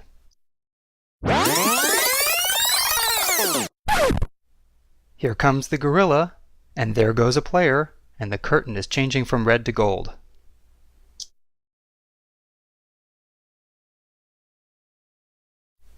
When you're looking for a gorilla, you often miss other unexpected events.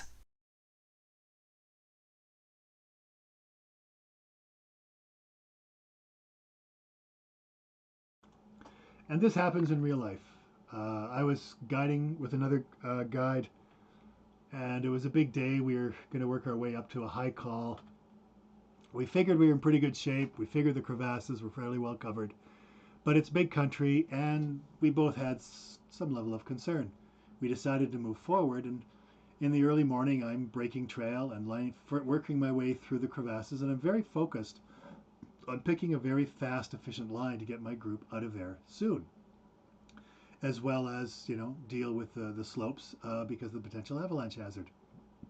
But that's my world. And it wasn't until the second guide called me out and pointed that I saw that on the far side of the mountain, there was actually quite a large avalanche occurring. It didn't threaten us, but it was loud and it was obvious, and I never saw it because I was so focused on another task. So we need to be able to talk to others. We need to share our information, share our resources, because I have yet to meet anyone who saw all three things in that video. Even my son, who's actually really good at this, he caught 2 of them, which was unusual. Okay, so that's human factors. Remember, the biggest thing to worry about is overconfidence and the illusion of knowledge. I'm not going to go into this one. It's inductive reasoning. It's a great story, but it's just beyond the scope of this course. Okay, So I'm going to look at the questions now. If you get caught in an avalanche and expect to get buried, what can you do to improve your chances? Okay. So if you get caught in a slide, never wear your ski poles. Just drop your ski poles. And that's for two reasons. One is if your ski pole gets caught and you've got your wrist strap on, you could very easily dislocate your shoulder.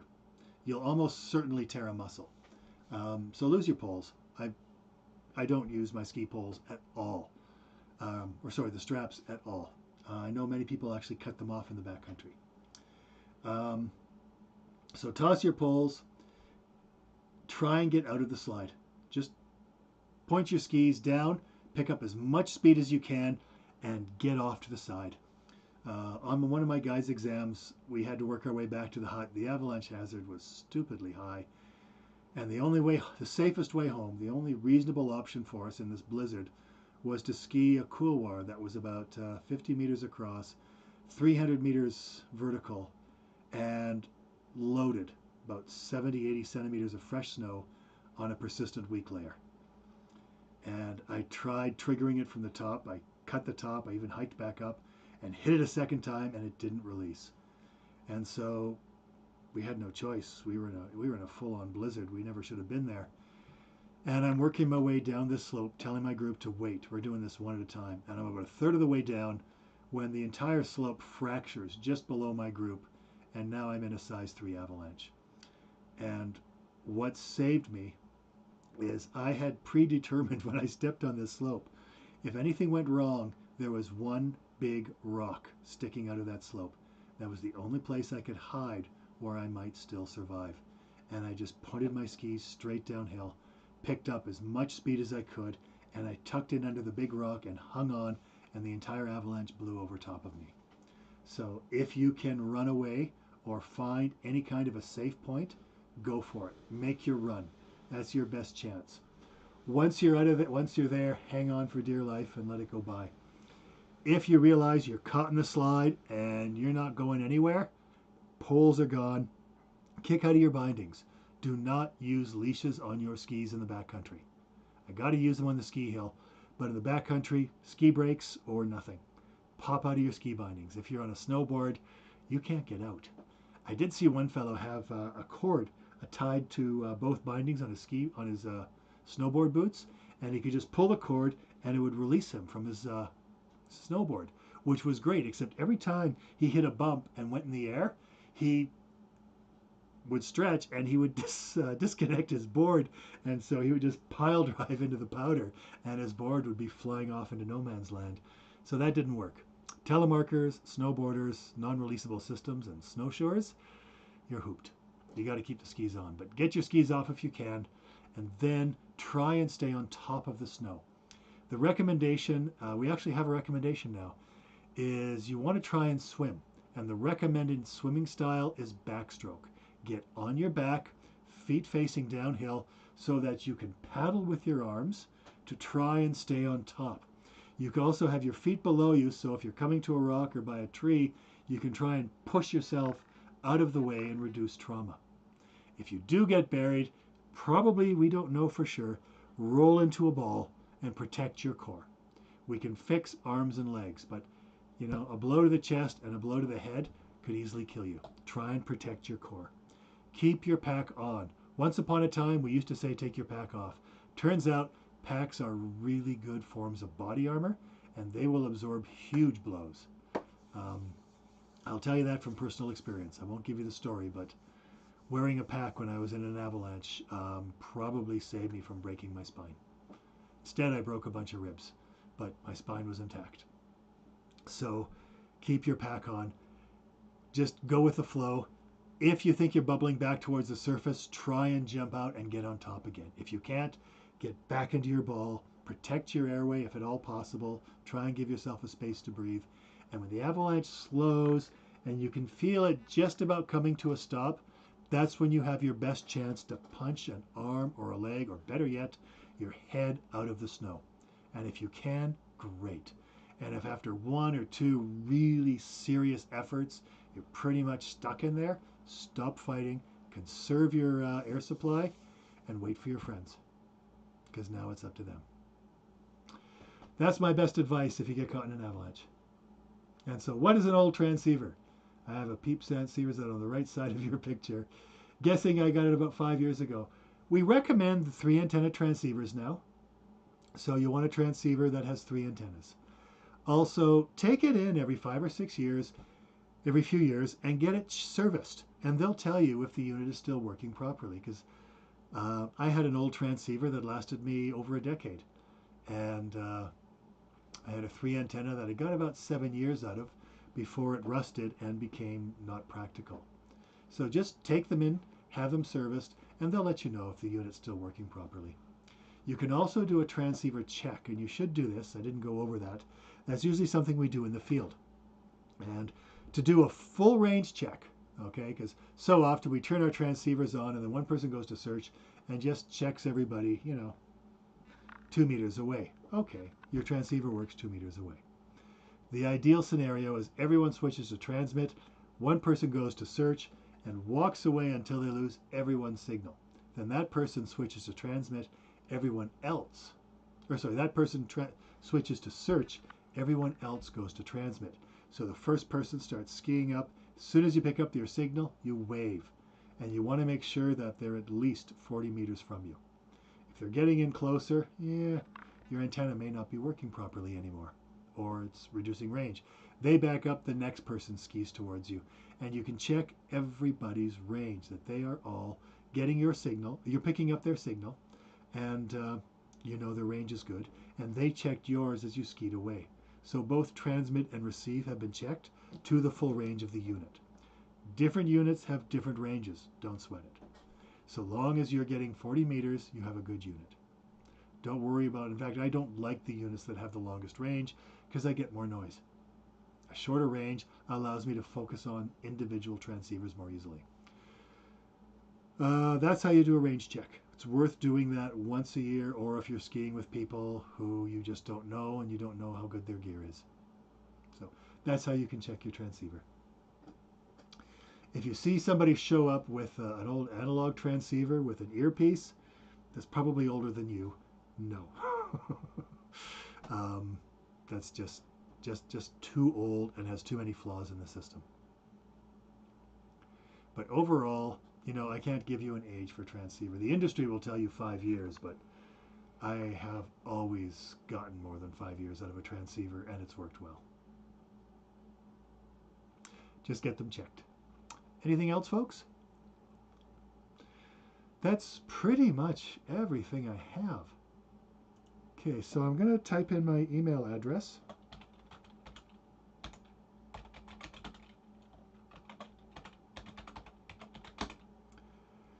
Okay, so if you do want me to send you the PDF for the rescue card, just write down my email, send me a note.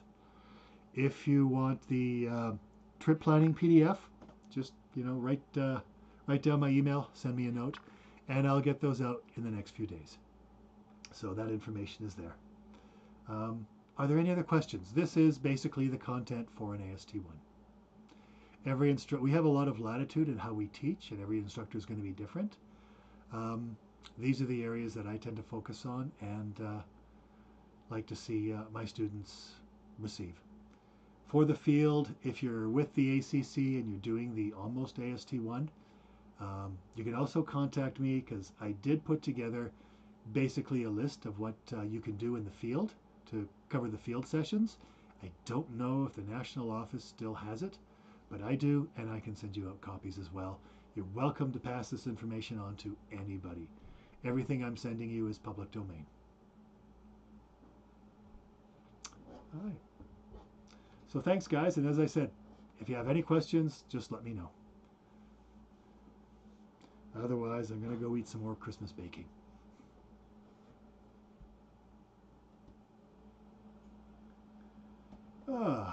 Great information. Thanks. My pleasure. Heating guy. All right. This is the right time of year for you. Okay. My pleasure. Something I would like to ask everybody is, again, you can hang on to my email. I'm looking at trying to put together a podcast and maybe doing it once or twice every month. and focusing on various backcountry skills. Ski mountaineering, avalanche safety, first aid, navigation. In the summer, maybe some sea kayaking and hiking.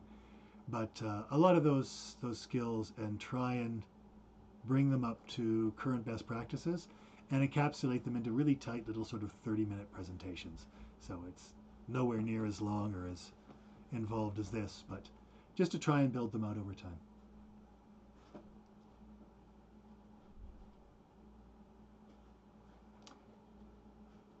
Okay.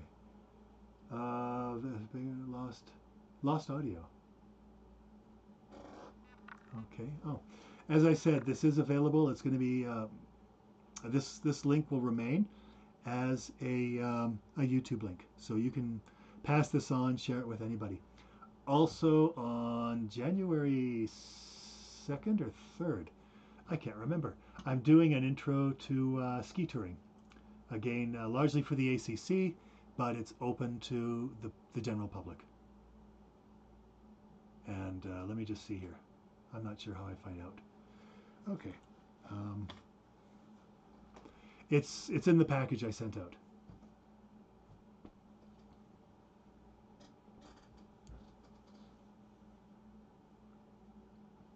Okay. Well, thanks for your time, guys. And I hope I haven't cut in too much into your holidays.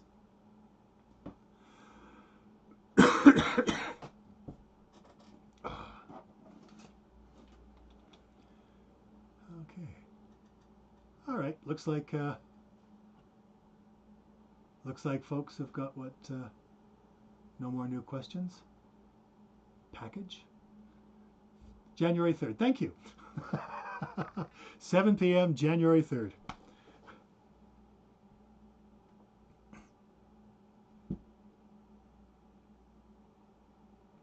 Okay. Thanks, guys. And I hope you have a good winter. If I see you in the mountains, say hi. Otherwise, have fun.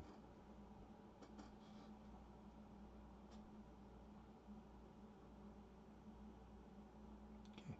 Yep, it looks like we're through. No new questions. All right. Thanks for your time, guys. I'm going to unplug. Have a good night. How do I do that? Here we go.